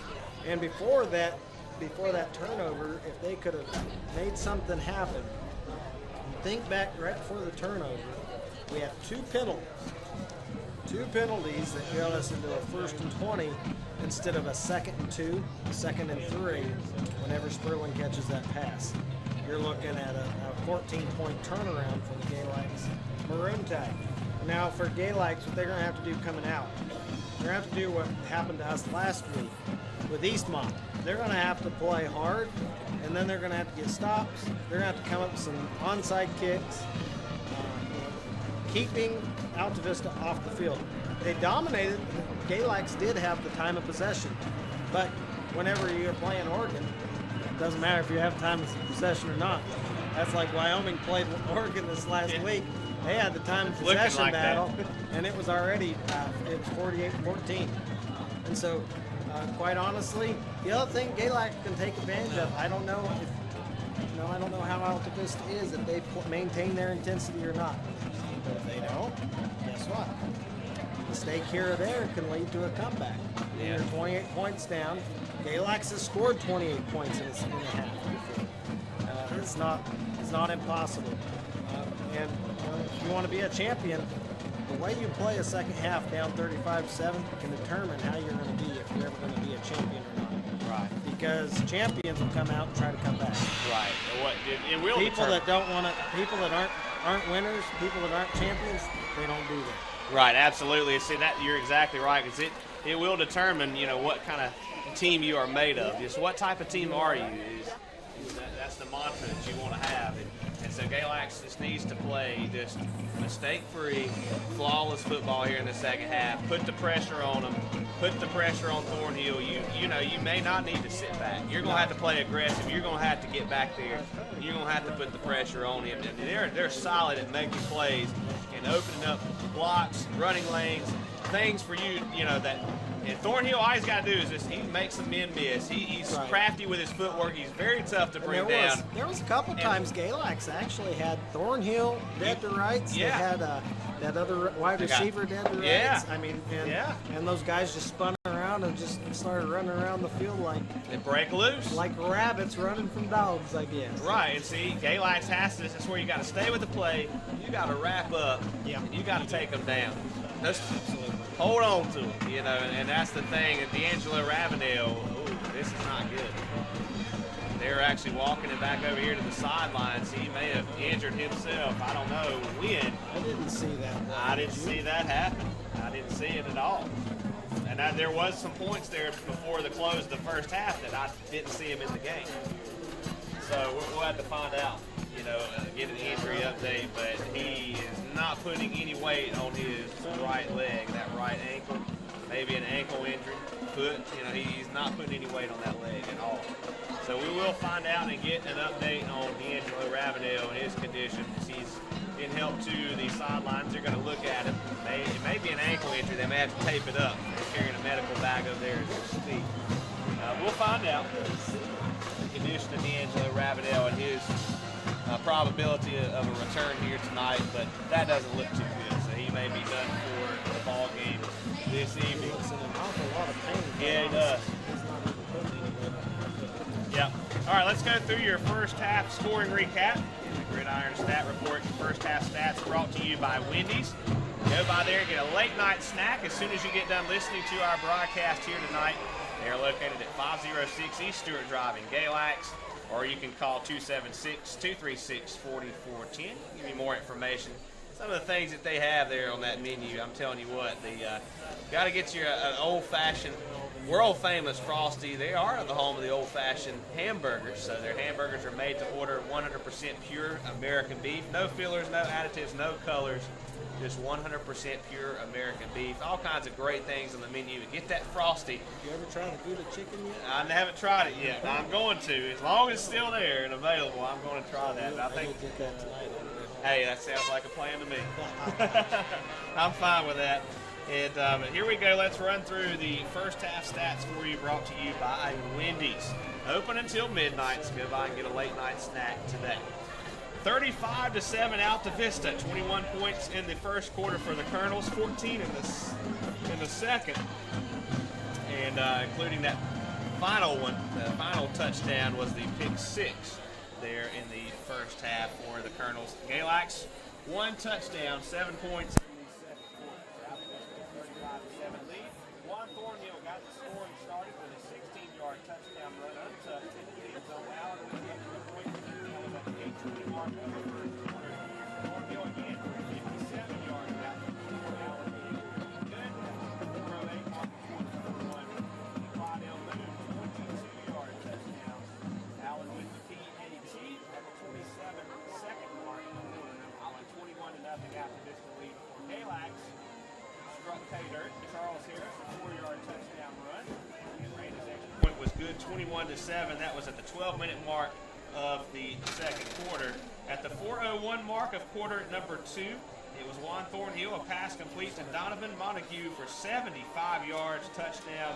Allen's extra point was good, 28-7 Colonels, and then the interception by Devontae Clark with Orton passing from his knee. Going back and looking at the replay, he was down. He tried to release the football, so technically his knee was down before he released it. Still, it was a pick 6 for Devontae Clark. With 1:45 mark in the second quarter, Altavista 35-7 lead going into the locker room. 257 yards of total offense for the Colonels on 22 plays. That's 11.7 yards per play. Galax 121 yards on 27 plays, 4.5 yards per play. 121 passing yards for the Colonels, 6 of 8 passing, 20.2 yards per pass. And a touchdown, Galax 5 of 10, 69 yards, 13.8 yards per pass. 1 interception, 0 touchdowns. 52 yards rushing for the Tide, 136 for Altavista. 17 rushing attempts for Galax, 14 for the Colonels. 3.1 yards per rush for the Tide, 9.7 for Altavista. Receiving, 121 receiving yards for Altavista, 69 for Galax. That's 5 completions, 69 yards for the Tide. 6 completions, 121 yards for Altavista, 20.2 yards per catch for the Colonels, 13.8 for the Tide. Penalties, 5, 35 for Galax, 4 of 40 for Altavista. Turnovers, Galax has 1, Altavista 0. That one lone turnover was the interception, the pick 6. Carson Horton into the wrong hands. Punting, 3 punts, 29.3 yard average for Galax. 1 punt, 26 yard average for Altavista. Time of possession, 13:10 for Galax, 9:05 for Altavista. 0 sacks either team. First down, 7 for the Tide, 8 for Altavista. First downs rushing, 3 for Galax, 4 for the Colonels. First downs passing, 3 for the Tide, 4 for Altavista. First downs on penalties, 1 for Galax, 0 for the Colonels. Third down conversions, 3 of 6 for Galax, 50%. 4 of 6, Altavista, 66.7%. And then fourth down conversion, 0 of 2 for Altavista. Galax has yet to try to convert on fourth down. Carson Orton, 4 of 7, passing 47 yards. Joseph Dixon, 1 for 3, 22. And 1 interception for Carson Orton. So Wendy will have to fix that. We need to point that out to her. She's got Dixon with the interception. It was actually Carson Orton. Juan Thornhill, 6 of 8 passing, 121 yards and a touchdown. Rushing for the Tide, Joseph Dixon, 13 attempts, 30 yards, 2.3 yard average, 0 scores. Charles Harris, 4 attempts, 22 yards, 5.5 yard average, and a touchdown. Rushing for Altavista, Thornhill, 6 carries, 87 yards, 14.5 yard average, and 2 scores. Fidel Moon, 4 carries, 40 yards, a 10 yard average per attempt. 1 touchdown. Destin Brown, 3 attempts, 5 yards, 1.7 yard per carry. Dimitri Malbec, 1 carry for 4 yards, 4 yard average. Receiving, Cody Spencer, 1 reception, 44 yards. Brett Isom has 1 catch for 22. Caleb Sperlin, 1 for 6. Dixon, yet to catch a pass tonight. Ravenel, 2 catches, -3 yards. Receiving for Altavista, Montague, 1 reception, 75 yards. Michi Malbec, 2 receptions, 25. Demetrius Johnson, 2 for 18. And Destin Brown, 1 for 3. Defensively, leading tackler is Jordan Peoples, 3.5 tackles for the game. 1 tackle for a loss. Ben Sanchez, 2.5 tackles. Daniel Edwards, 2.5. 1.5 tackles for a loss. D'Angelo Ravenel, 2.5 tackles. Caleb Sperlin has 2 tackles. Joseph Dixon, 1. Seth Bulls with a tackle. Joseph Dixon did assist on a tackle for a loss. Brett Isom, 1 tackle. Keyshawn Brown with a tackle. Reyna and Cross Gonzalez both assisting on a tackle tonight. Reyna has an extra point for Galax, 1 for 1 on extra points. Walker Allen, 5 of 5 on his PATs. Brett Isom, 3 punts for 88 yards, 29.3 yard average, 1 inside the 20. Allen, 1 punt for 26 yards. Punt returns, Malbec has 2 for 11. Thornhill, a kick return, 1 for 33. Ravenel, 1 return for 30 yards. That's your first half scoring recap and the stats brought to you by Wendy's. Now, Wendy did have that fixed. Her iPad didn't fix it for her. Oh. I'm clear on her name. I Good. said otherwise Good. she's going to No, I have to just- smack you upside the head. I just want you to point that out. Good deal. Now, Wendy's done an incredible job here. She does These excellent. stats. Absolutely. So, yeah, we do appreciate it, Wendy. Just wanted to point that out so that way Tim can tell you. Goodness. Y'all giving me a hard time. Oh, mercy. All right, but we do want to check on the condition of D'Angelo Ravenel here in just a moment. But Tim will have your difference maker there in the first half, and if there is one, just give us the difference maker play or a player that really stood out to you there in quarters 1 and 2, and then your keys to the second half. Galax, what do they need to do to try to come back and win this ball game? Well, Galax is going to have to keep the ball, maintain their style of football in the second half, as hard as that's going to be, which is explosive plays from the line of scrimmage. Then the other thing they're going to have to do is they're going to have to generate 1 or 2 turnovers to assist. Eastmont did a great job last week doing that to us whenever they made their comeback to make it a close game. And the other thing is play harder than Altavista. Altavista's 35-7. They might be, playing that they've got this thing already won. I know champions sometimes don't do that. They keep their foot on the pedal and maintain, but sometimes they don't. They can see that scoreboard thinking they're pretty good stuff. And the other thing I see that can be a downfall of Altavista is always trying to make the big play. You know, that running back and forth, that's whenever you get the turnovers. Then biggest difference maker would have to be, I would say, either Orton on that connection, actually that play. The only touchdown we scored. That was an excellent play by Orton in the backfield. He avoids the blitz, and he steps up in the pocket, and he connects, makes a great play. And so that would be the difference maker so far in the first half. For Altavista, of course, that 14-point swing there right at the end with that pick. Orton throws it when his knee's on the ground. But anyway. And then another developing story I'll get to you here in a little bit. It's a knee injury for Ravenel. Ravenel's knee. So I'll talk to Coach here in a minute. Okay, sounds good. So it's actually his knee and not an ankle. I thought it might have been an ankle injury, but boy, he was not putting any weight at all on that right leg. He's got his teammates around him. He had the towel on his head moments ago, so I'm sure he's done for the ball game tonight. And we're going to check on his condition, and hopefully this is not a season-ending knee injury for D'Angelo Ravenel. And they brought him out of the huddle over there. The team was meeting in the end zone over here to our right. The very last play, and they think it's just a strained knee. Okay. That's good. That's better just news. A little bit of pain, of course, with that. Yeah. And they'll check him out whenever they get him home. Yeah. Probably won't get a play the second half, unfortunately. And that's where one of these guys on the bench that longs to get out there has to make a step up. Yeah. Somebody make a big play. So. Good opportunity for him, and it's just unfortunate, but that's better news to hear if that's the case. Of course, I'm sure he'll have an MRI and things just to make sure it's significant. And, quite honestly, even at high school level, there's some things in place. They have basic little tests to do on ACL and MCL and all those kinds of injuries. And I'm sure they'll get all that checked out. That's a good thing. They even have things, especially in the higher levels. It's a college game, they have doctors that know exactly what to do on the field almost to diagnose that anymore. They don't hurt themselves. But just a knee strain, hopefully, and hopefully they'll get better. And they're putting ice on him right now, and I think everybody's out there just hoping he gets better. Like I said, I don't know if he'll end up back in the game. Looks like they might be taking his pads off. So. Now for Galax, something like that, they can really rally even around that. That's what I was getting ready to say. Just took the words out of my mouth. He said, "This is something that you can pump you up." Yeah. Give you something to play for. Is that one of your top playmakers in the game who's been superb? I mean, he has been. And you hate it that, so many big plays that he's made has been wiped away. And we've talked about that already. Yeah.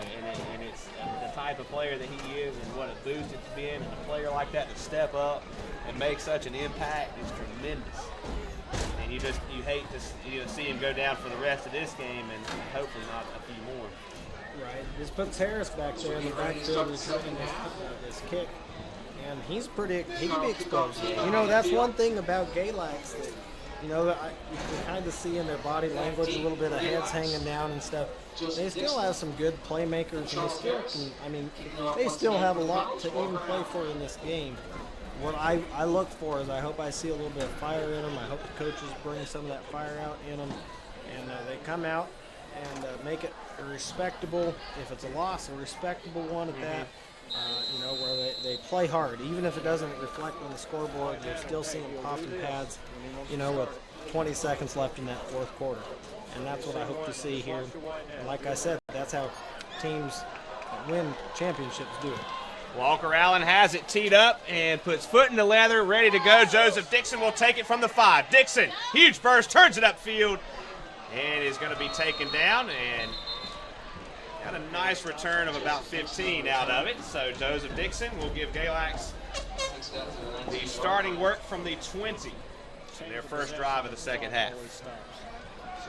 Yeah, Galax here again. You see some of the Altavista players feeling full of themselves. This is where Galax can maybe make something happen on the offensive side of the ball. So football spotted at the 20, ball on the right hash. Tide moving right to left to start quarter number 3. With Twins out wide, tight end will be Sperlin. He's on the line to the near side. Galax in the pistol, handoff Dixon, swallowed up and taken down. Wrapped up, good tackle in the backfield, and leading tackler on that, holding true, is number 10, Darius Johnson. Had him wrapped up around the ankles. Yeah, and you know, if you remember a few games ago with LYNCHBURG, we were having some of the same problems on the you know, the line getting blown up like that. You know, a guy shouldn't get the ball and have 2 guys already tackling him when he's getting the handoff. And that's what happened there. Cody Spencer, the near side receiver. Keyshawn Brown out wide. Orton drops back, heaves it to the near side, and the catch made by number 30, Brett Isom, taken down around the shoulder pads by number 2, Another penalty for Galax here. Claudel Moon on the stop. Boy, he tackled him upstairs that time in the shoulders. I was wondering if it was almost a face mask. I was going to see if he saw the replay here. Well, you know, the shoulder pads came out, so. Maybe it's where he had him. Yeah. But Galax for one penalty after another. It's going to bring it back. shift. Oh, man. 2 or 3 times that's happened tonight. It's 15 yards on that penalty alone. Goodness gracious. Puts him back. And again, another positive play, a race.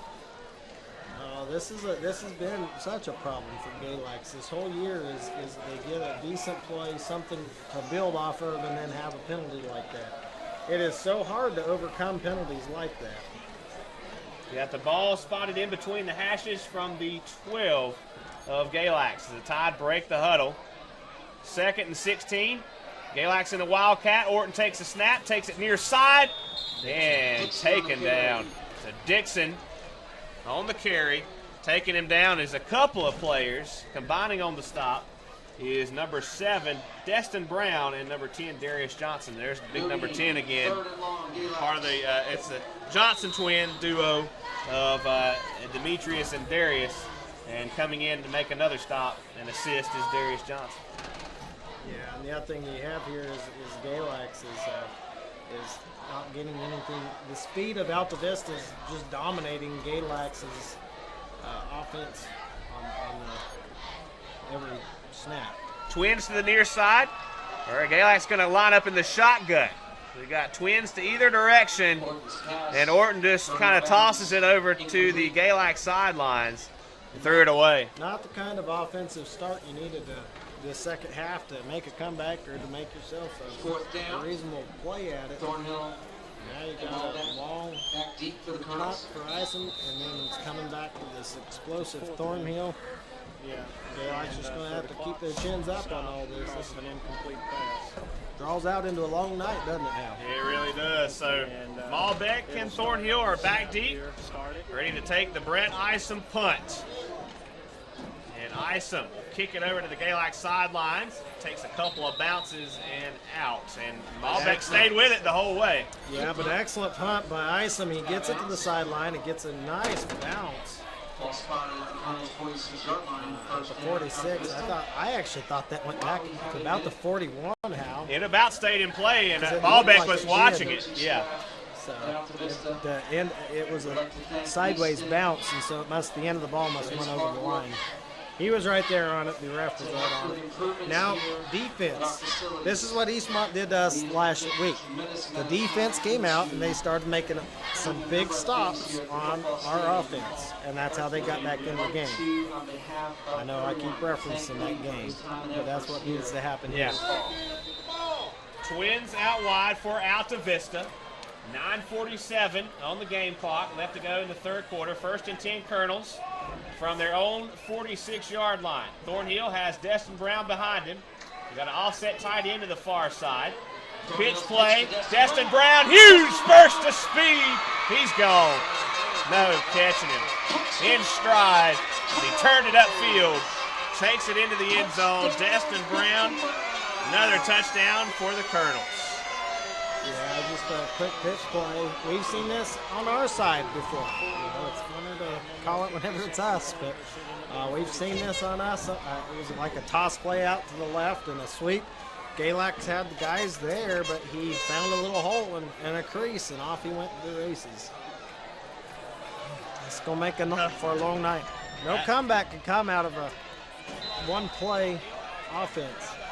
Yeah, really. They've done that a few Explosive times. offense for Altavista. Yeah, the last several touchdowns have been just on one play, just for the start. The very first play of their drive. They'll do it again. And Juan Thornhill, he was the holder, and Walker Allen's PAT is good. 9:38 left to go in the third quarter. It's 42-7. Altavista, the defending state champions. Walton. Yep, pretty much. We'll be right back to your broadcast of Galax football.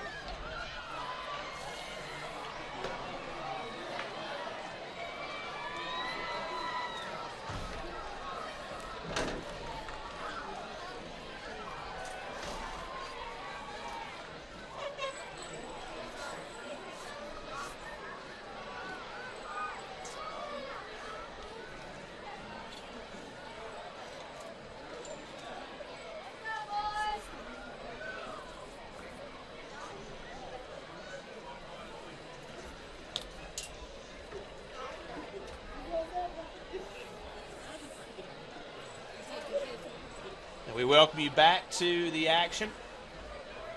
Back deep will be Charles Harris and Joseph Dixon. And boy, D'Angelo Ravenel just wants to be in that ball game right now, and it's unfortunate. He has his head buried in his hands right now and just shaking his head. And it's unfortunate to see that. You know, the kid just has that kind of heart, just wants to be out there with his teammates, give them a boost. And he's got Coach Brown over there. They've been working on him, that knee. I don't know how bad that injury is, though, Tim. You may initially think it is a sprain. You do some kind of test on it, but, I mean, it's just unfortunate. Yeah, quite honestly, a knee injury, no matter what you do to a knee, when you do something major to a knee, it can almost make you throw up and everything else. I'll tell you, a knee injury can really be rough. Painful. And painful, absolutely. And I think that's what he's going through. So Allen has it teed up at the 40. Let's get a kickoff return for a touchdown. And boots it away. And this one will go out of bounds. So there's the give us some pretty solid field position to work with here. We'll take it. First mistake of the ball game for Walker Allen, who's just been, I mean, he's been nailing them out there into the end zone for touchbacks. And, you know, that's the first mistake he's made. He's been kicking into the wind, so all these haven't, when they've gone this direction, gone up the field like this towards the north end zone, you know, he's against the wind, so they haven't all gone deep back into the end zone for touchbacks this go-round. That was his first mistake. It's going to give Galax some pretty good field position right here to work with. They need to desperately get something going. 1st and 10 from the 35, ball on the right hash. Tide moving right to left. Twins out wide, handoff to the tailback. push backwards, give him the initial yardage and the initial 10 surge. guys in the box that time. Galax is going to have to figure out something. They've done a few of these little out routes and done good, but then they get an illegal motion penalty or an illegal shift or a false start. All that really has had a major effect on Galax. They didn't give him the forward progress. I thought he inched out maybe 2 yards out of that. They didn't give it to him. 2nd down and 10. Yeah, he definitely made it to the line of scrimmage because he burst through there. Because you see all these guys in this box, I mean, man, all you have to do is go over top. One-on-one, you know. High snap, Orton drops back, looks, dances around, doesn't have anything, good coverage down the field. And they're going to stand Carson Orton up. Yeah, that's just a case. He had Sperlin wide open. Yep. You have to get somebody open if you have that many guys on the line. And you sent 4 guys out, and I just think Orton's not seeing. That happens sometimes to quarterbacks. Any level of play, they get kind of shook, and they almost are looking more at the rushers than they are looking at the play downfield. He's played decent in the midst of all this, but loss of 5 on the sack, back to the 30-yard line. A receiver out wide, 1 receiver to the near side. Galax in the pistol on 3rd and 15. There's a snap. flag. False start against the Maroon Tide.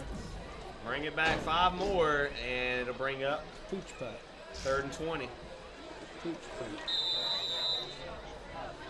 Yeah. On 3rd down. Hey, I've rooted for some teams that have had to do that just for field position's sake. Yeah. So, don't laugh. Well, we'll probably have to. Galax is lined up in the shotgun. And you've got Dixon right there on the right hip of the quarterback, Orton, who drops back, pump fake, now takes off, gets out of a tackle, throws it away as he's falling backwards. They were all on him. Intentional grounding on Carson Orton. This is embarrassing. It's really tough. It's tough for the Galax Maroon Tide, and Orton again can't throw the ball when you're getting sacked like that. Throwing up a lame duck with this kind of speed, you might get picked again and in for the end zone. I know he's trying his best to not get sacked, but what it's tough to see.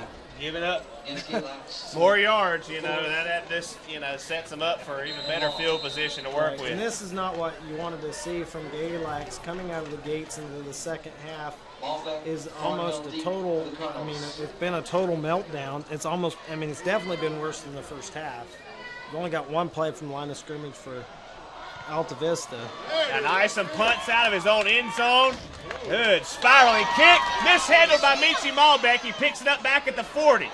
Dances around, stutter step, still on his feet, takes it far side, stiff arm, past midfield.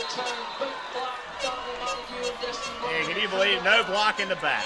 And look at Sperling. He's limping a little bit after that play. Sperling got lit up on that play. That's what the crowd reaction was about. Sperling really got lit up.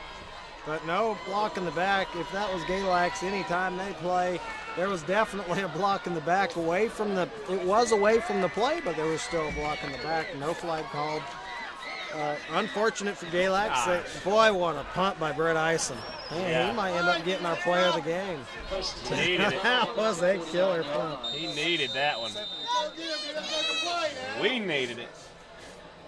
This defense needs to play solid here. We need to stop them for once tonight. Yeah, we need to get a stop here. 6.5 left to go in the third quarter, 42-7. Altavista. Thornhill takes a snap, hands off Clydell Moon.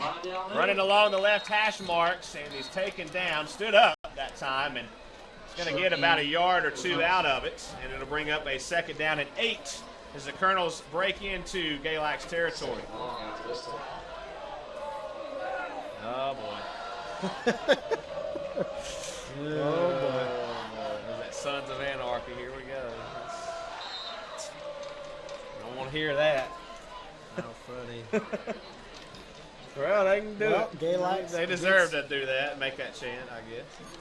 They've done good at getting the 1st and 2nd down short yardage throughout the game, really, honestly. But you got Twins to the near side, 1 receiver out wide. Thornhill is flushed out. Edwards is chasing him into the Altavista sidelines right at midfield. Thornhill on the keeper. So that'll bring up a 3rd down and a loss of a yard. 3rd and long. 3rd and 9 from the Galax 49-yard line for the Colonels. So here we are again. I think we've had about 4 possessions like this where we have them on 3rd and 9, and we've only had 1 punt out of that. The rest have been converted or got in for touchdowns. But I'm glad to see Galax defense not just not just roll over. Yeah. Because they definitely could have. They've stiffened on this series. Altavista out of the huddle. Thornhill has a back right behind him, a receiver out wide, trips to the near side. Pitch to Clydell Moon. Searches for a running lane, takes it up the middle, now to the far side. Makes the man miss. Clydell Moon lowers his head and is out of bounds. Pushed out by Patton on the far side of the field. First down. Excellent play by Rector. Is that right? Rector is the one that makes the stop there. Otherwise, he's in for another touchdown. So excellent play by Rector getting that stop. And it was there again. It was actually a toss sweep to the right, and he reverses field and gets back where there's nobody at, and gets a big gain on that play. Yeah, I was looking. It may have been Patton. I think it was Patton number 10 on that far side. A little help from Patton Rector. was behind, but Rector's the one that got the stop on the sideline. Okay, good deal, good deal. Bouncing out of a tackle is Destin Brown. Twisted to a stopping point by number 20, Joseph Dixon, as he brings it to the near side of the field. And that will be a loss of a yard. 2nd down and 11. So Rector did make the stop over there. Patton was in the vicinity. Patton actually, I think what you're seeing was him clean him up after he already made that initial stop. I didn't know if he went out. That's the thing. Good for both of them actually on that play. Both players doing good. Absolutely. Not giving up on the play. 3.5 left to go in the 3rd quarter. 42-7 Altavista in the red zone. At the Galax 19-yard line as Thornhill looks for the play call.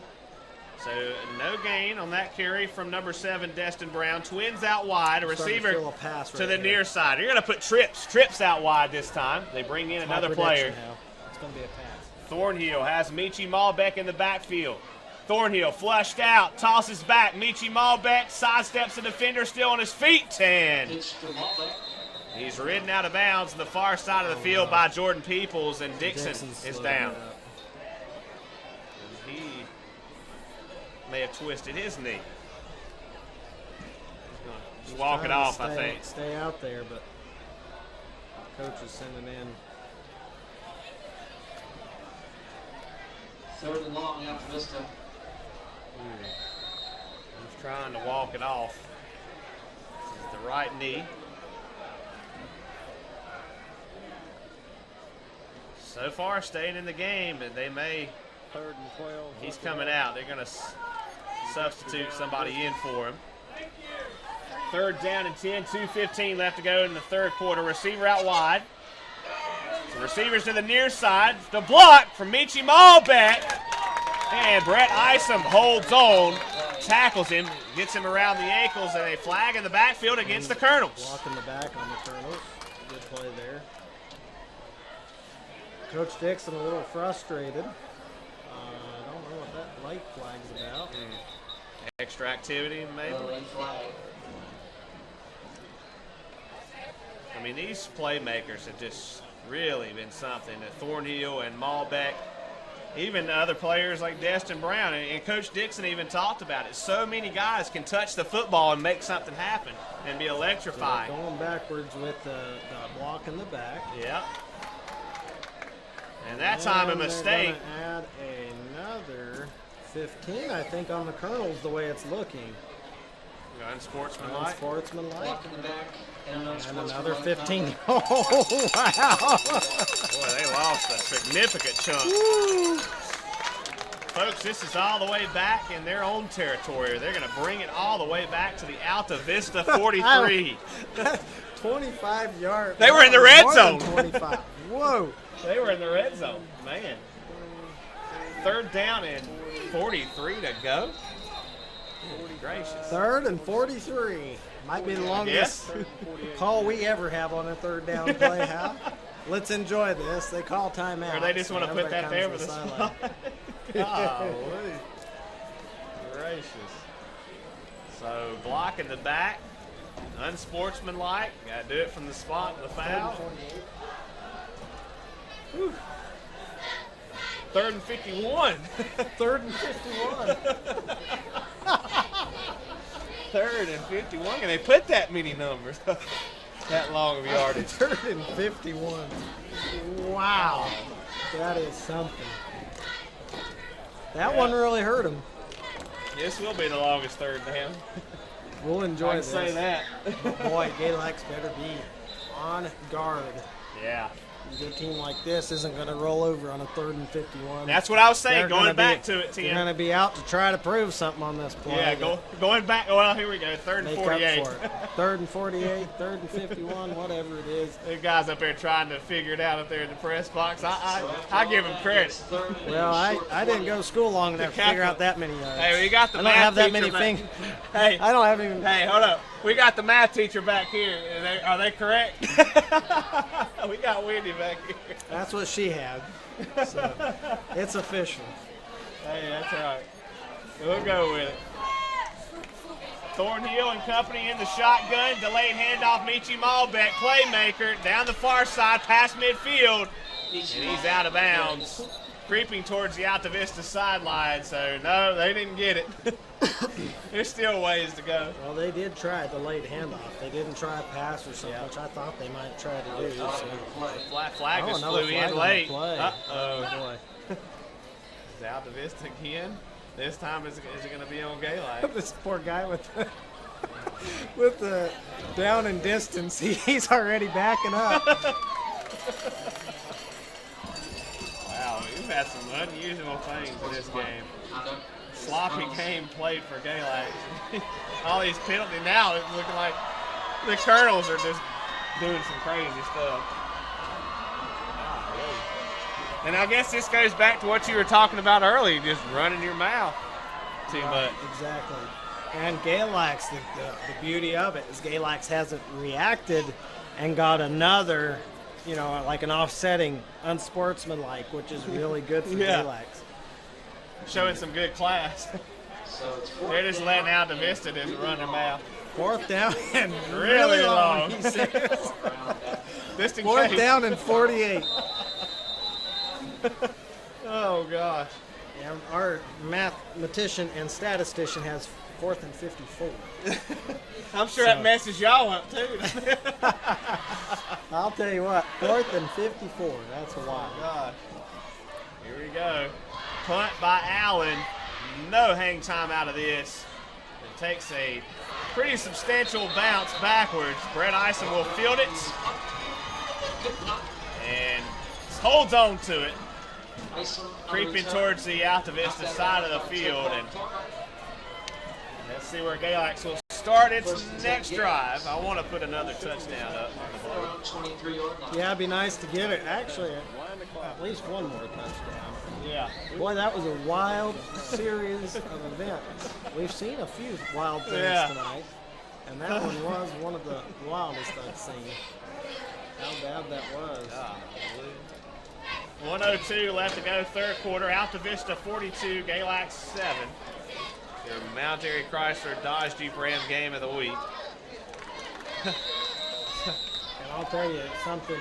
If I'm Altavista's coaching staff, I'm livid at this point. Yeah. Because my team has messed me up like this. Galax, delayed handoff, Charles Harris. Nowhere to go, taken down, and may have lost a couple out of That that. kind of answers that question. I thought maybe if he reversed fields one time, they might get something open. And that's what he tried right there. He tried reversing field, but it just didn't do anything. No. Couldn't go anywhere. They had him stopped up on each side and nothing to go through in the middle. It's unfortunate. Harris is nowhere. Yeah. You weren't getting out of that. 26.3 seconds, now the clock goes. 2nd down and 13 for the Maroon Tide. The ball on the 20 for Galax. And that could have been the last play. To go into the 4th quarter, 42-7. Yeah, that's what it's looking like. So we're going to step aside, take a timeout. We'll be right back your broadcast booth, brought to you by Twin County Tire and Automotive. For more fourth quarter action, stay tuned. That is the end of the third quarter with the score close to 42. Galax 7. I don't think I have either. That's something.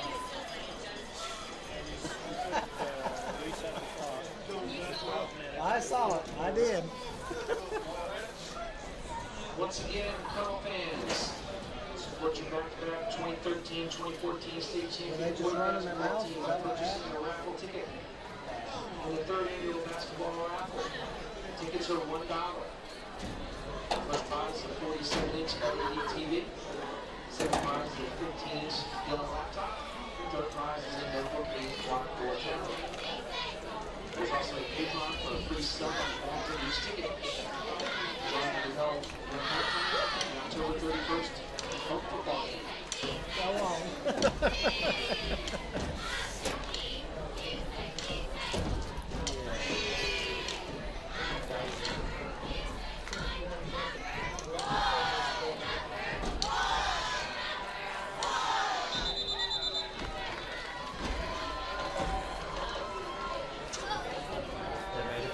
And we welcome back. Welcome you back. We're trying to figure out all these the bleachers making noises to that microphone. The bleachers, you just hear all kinds of things and noise going on. We're trying to fix that right there. Start of the fourth quarter. Here we go. Second down and 13. Have we scored this year 35 points in a quarter? 35 for us? Or giving up or what? No, have we put up? I know we've scored fast a few times. Yeah, in the first half. Past Eastmont. You know, we scored 38 last week, but well, you know, Carroll we went over, Eastmont we went over, Glenver no, Floyd County 55. So well, I was just saying, if we were talking one quarter, I think we got 28 in one quarter against Floyd. Oh, you mean in a quarter? Yeah. See, we need 35 points in this quarter. Gotcha. That's So we haven't done that. We haven't done that. I got you. Pass is incomplete down the far sidelines. Galax out of the huddle. Keyshawn Brown, the near side receiver. Spencer out wide. Harris in the backfield. All set tight end is Joseph Dixon to block. Pitch back. Charles Harris On the trying to find some running room and not going anywhere. Give him the forward progress. Got a yard or two out of it. He's going to bring up fourth down. Here comes the punting unit. No gain. Kick it away. Fourth and long. Wow. Galax. Yeah, these are hard for anybody to sit and watch or listen to, I guess, maybe at home. But Galax, We're trying to make the best of it. I'll tell you, our star player just came out on the field, our punter. He has made some awesome kicks tonight, I'll just tell you that. But he did shank one early Yeah, on. early, but Not happening anymore thus far. That one, not a lot of hang time. Taken by Michi Malbeck right at midfield. Makes Spencer miss. Huge block. And now we got a player down. Michi Malbeck will scamper into the end zone. Touchdown, Altavista. It's Cross Gonzalez. I think he took a block in the back. Scary for him because remember what happened at Hayside last year. exactly. He was down for a moment and gets back up. Good to see that. Trots back to the sidelines. And Malbeck gone. Can I say something? Yeah, go for it. This stinks. I think you've had a skunk walk by. Yeah. Just appropriate, right? Just appropriate, yeah. Just appropriate. Shoot. Tell you what, that was just awesome run by. Yeah, it was. Nothing we can do about that. Low snap, flags fly. And What? Substitution on Galax. All right. yeah, yeah, 12 men on the field. Only 12 men on the field. yeah, yeah. I've not studied my book enough. Something like that. Yeah, boy.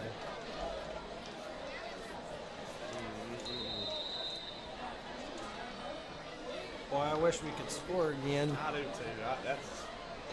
It seems like we're not doing anything on the offensive side of the ball this second half. They've just totally shut us down. There's a snap low again, almost blocked. Walk around, his extra point. Ben Sanchez, he's wanting one. He's the first one through that line. And the extra point is true through the uprights, 49-7.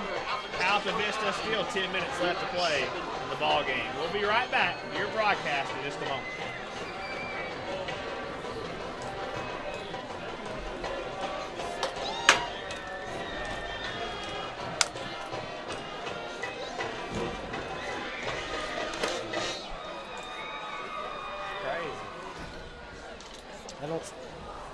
I don't foresee a long post game, do you? Oh God, this will make the drive back. Drains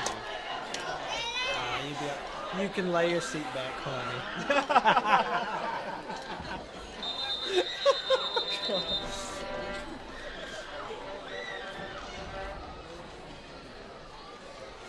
You have to score a touchdown to get an onside kick.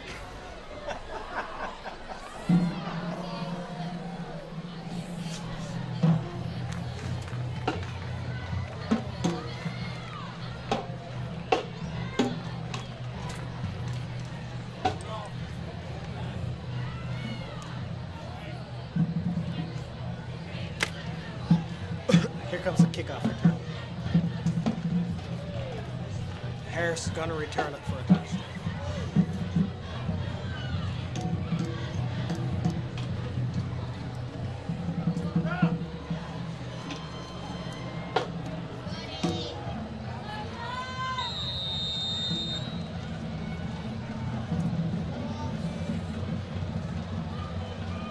Back to the action.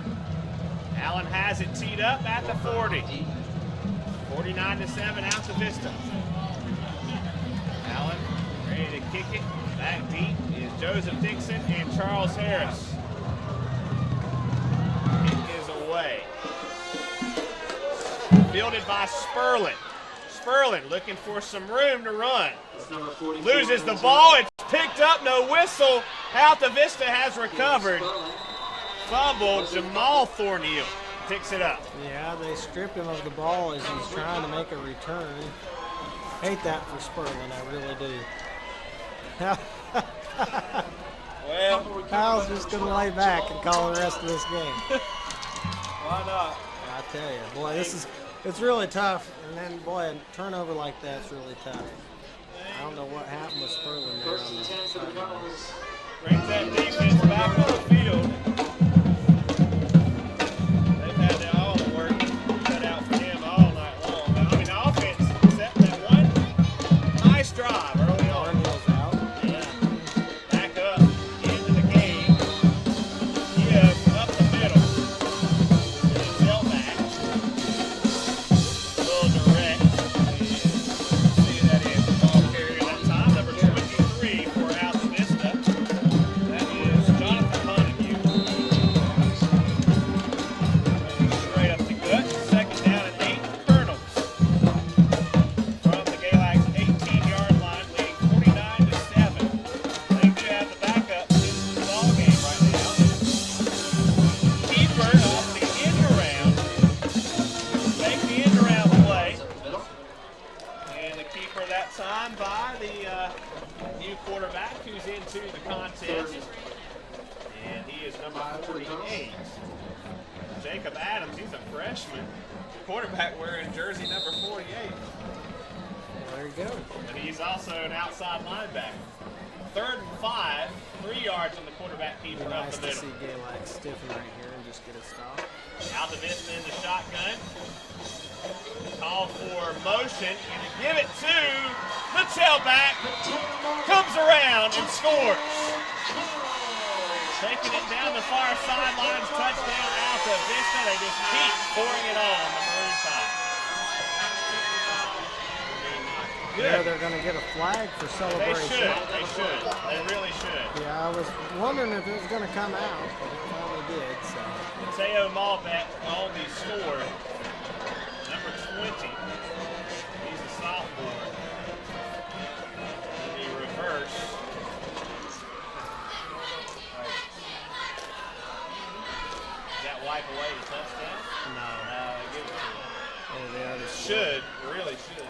they do have that new rule in the NFL, in the college game. If you're mocking before you get to the end zone, taunting is what they call it. They can, I think, take it back to the 5-yard line, I believe, is what they said they can do now.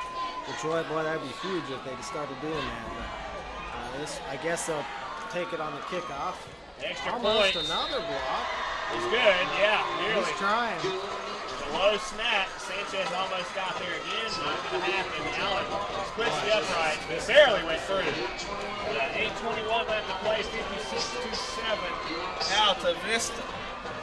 Gosh almighty. Yeah, you get a kickoff, you hope for a return. Next you know, you have a turnover. Then they score in a few plays. I mean, and it was Sperling. You know, usually he's good when he's got the football in his hands. He usually can hold on, you know. And this is something that So what happened? It's hard to coach this. This part of the game is you know, keeping your head up and keep on playing hard. Because it's hard to get this age level or any late age level to keep their heads in the game when it's so lopsided. And Galax have been on the other end of this several times in the last few years where they're blowing somebody out. But it's harder to be on the side that's getting blown out. And one thing I'm thankful for so far is I've not seen too much chippiness from the Galax Maroon Tide.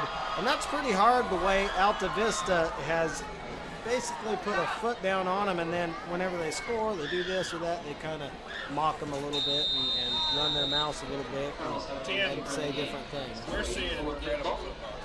Yeah, we are. I mean, they're just That's full true. package. They are just full package. And this team doesn't win the state, there's something wrong. They're just dominant. They're just dominant. And I know Coach Dixon will say that. Joseph Dixon picks it up. He's got some room to run here. And finally taken down. I mean, he was tripped up as he crossed the 40, but that's a pretty nice return. That's some electrifying electricity right there. Yeah, that's good there. And I'll tell you, I don't think I've ever seen Sterling run away from the ball. He sure didn't try picking that one. He let that one go to Dixon and let him try to run it. So. Got 8:10 left to play. Clock is running. Tough night for Dixon running the ball. Yeah. Tough night for just all around. It's been a pretty tough night except for that one bright spot, which was the pass play that worked that Galax in the pistol. Twins out wide. High snap. Handoff. Charles Harris will bounce it near side. Harris to midfield. He is upended, holding true and making the stop is number 15. That is Melon Jones, sophomore on the stop. Yeah, it looks like you've got mostly your second string defense now out there. And this is where you hope Galax. And they're still scoring. Right. Well, their second string Mistakes from offense. Galax. Yeah. This is where you hope that Galax can Still put one doing in some the end things. zone. Right. You want this to happen. And it's 2nd down and 2, gain of 8 for Harris. Galax has the football right at midfield. Twins out wide, back to the pistol. Orton barks out the signals. High snap, give to Harris. Harris runs to the 45, to the 40, out of a tackle, still on his feet, using his strength. Has the Galax first down to the Altavista 35. Well, this is something they've not seen much of this second half. It's a little bit open field. Harris may do with that. I'd like to see Dixon in here and see what he can do against this lineup on Altavista side. What about you? I do too, and it's 1st and 10. Galax moving the football. Another good drive, the second best drive of the night. Look who's in our backfield. Got the freshman, Ty Rector, takes over, tailback, Twins out wide. Back in the pistol, yep. Orton takes a snap, hands off Ty Rector, no, keeper. Orton will take it himself, gets to the 30-yard line. Running along the right hash marks. Gain of 4, I'd say, right there. I'm not seeing as many touches for Dixon. I don't know if there's a little bit because of what tweak that he had earlier in this game. About probably midway third quarter, because I've not seen him get as many touches. He's been in the game, I'm not saying that, and he did good on that tough kickoff return, but they're not playing him near as much as I thought they would in this fourth quarter. Got 5:43 left to play. 5-yard pickup. Quarterback keeper Orton. Back in the pistol, twins out wide. There's a snap. Give, handoff. Harris spins out of a tackle with a stiff arm to the 25-yard line. Very close to a Galax first down. He takes it near side. It's going to bring up a third down, and we're going to call it, no, give him the first. Move the chains. They gave it to him. 1st and 10 Galax. Got enough to the 25-yard line. But I thought he got to. Galax breaks the huddle. We'll have twins to the near side. Rector back in there at tailback. A substitute out of the ball game, Charles Harris. Orton has Isom on his left hip. Rector in the backfield. Twins to the near side. Hand off to the freshman. Rector! Rector out of a tackle. And another first down for the Maroon Tide. Rector's. Yeah, first carry. He gets 10, 15 yards almost. Yeah, nice burst up the middle. Another first down for the Maroon Tide. And that's something fun, you know, whenever you're in a situation like this, it's kind of fun to watch a new guy coming on the scene, getting a little bit of reps, even though Makes you this feel game's good. in hand. Yeah, it's good, and it's good for Coach Dixon to build up the program, even in the midst of a loss, to do something like this. I like to see that. Back in the pistol, twins to the near side. Elijah Harrison into the ball game. Handoff, Ty Rector bounces it out far side. Rector looking for running room, doesn't have blocking support. Flags fly. Huge tackle flying in to make the stop there on the far side of the field. I believe is number 17. Let me look. Check that number 12. That's number 12, Jamal Thornhill flying in to take Rector out of bounds. Yeah, flags do fly here. This is probably a big against the Maroon Tide, I believe. Holding against Galax. And Rector comes around that side and trying to bounce it out where there's no black jerseys and he just got run down. That's hard to do, run that far and not get anything. And then that's hard for your blockers as well because they have to hold their block a little bit longer, and that's why Galax ends up in the holding. They're going to bring it back pretty substantially here. First and Nothing long, like Galax. 3rd and 48 and the 4th and 54. Yeah, not that bad. It'll be 1st and 21 from the 24-yard line, Altavista. Twins to the near side, Galax in the pistol. Rector still in there at tailback, takes the handoff. Rector looking for a lane to run through along the left hash marks and gets about 4 yards out of that carry. Yeah, and on that run, Rector doesn't try to make it so far out to the outside. He gets to the outside and then he tries to cut up, and that's what you got to do. You got to get your shoulder pads squared and start heading up the field in order to gain any yardage. And he does a good job there that time instead of trying to get all the way to the outside outrunning somebody. Just cut it up and see what you can get out of it. Brings up a 2nd down and 15. They're actually going to give him 5 or 6 out of the carry. Twins out wide. Daryl Glover is in there along with Harrison. The wide outs. There's a snap from Orton. Orton will hand it off to Rector. Rector through the middle. And is spun down, twisted to a stopping point as he bursts through, running inside the hashes. Number 20. Still holding on to the ball well is another thing that's good. Whenever you have Ladies and gentlemen, we have a car that needs to be moved. It's a blue Fusion.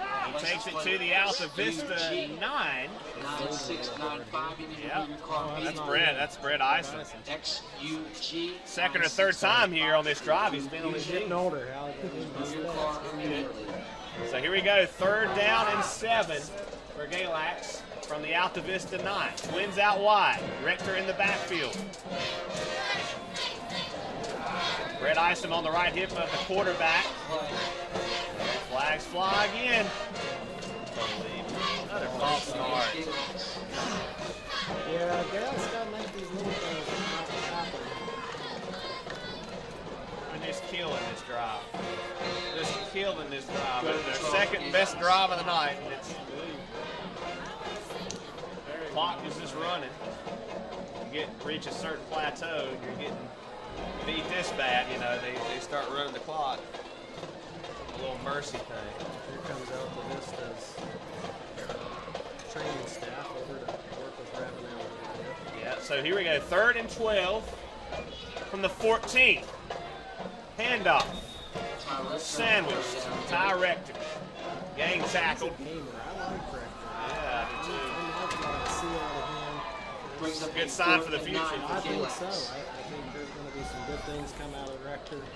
And me and you see things that we get to see on the radio call. Little things on special teams. He's one of the first ones down on special teams most of the time on punt and kick. Yep, Galax going for it on 4. Yeah, might as well. 4th down and 9. Twins to the near side. Galax in the pistol. Why not just try a pass play? There's a Harrison in the end zone. There's a snap. They're going to hand it off. Rector. No, that's not busted play. Not going anywhere.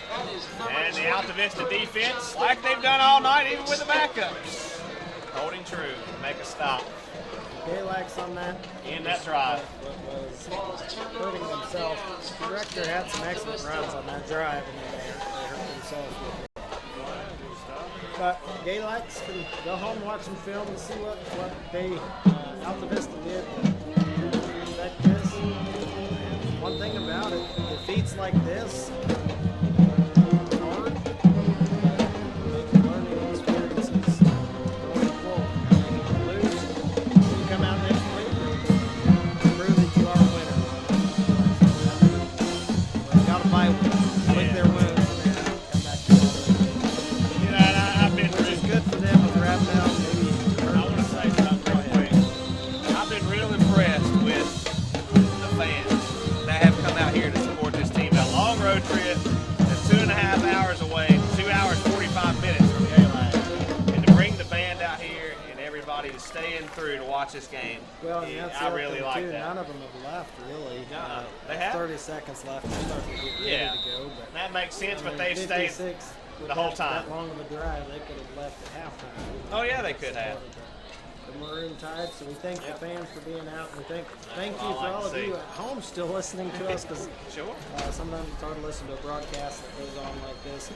56-7 is going to be the final score. Galax walking off. And, tough defeat for the Galax Maroon Tide, but they have an up bye week.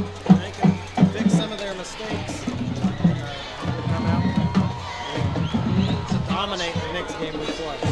Yeah, This, like you said, we played it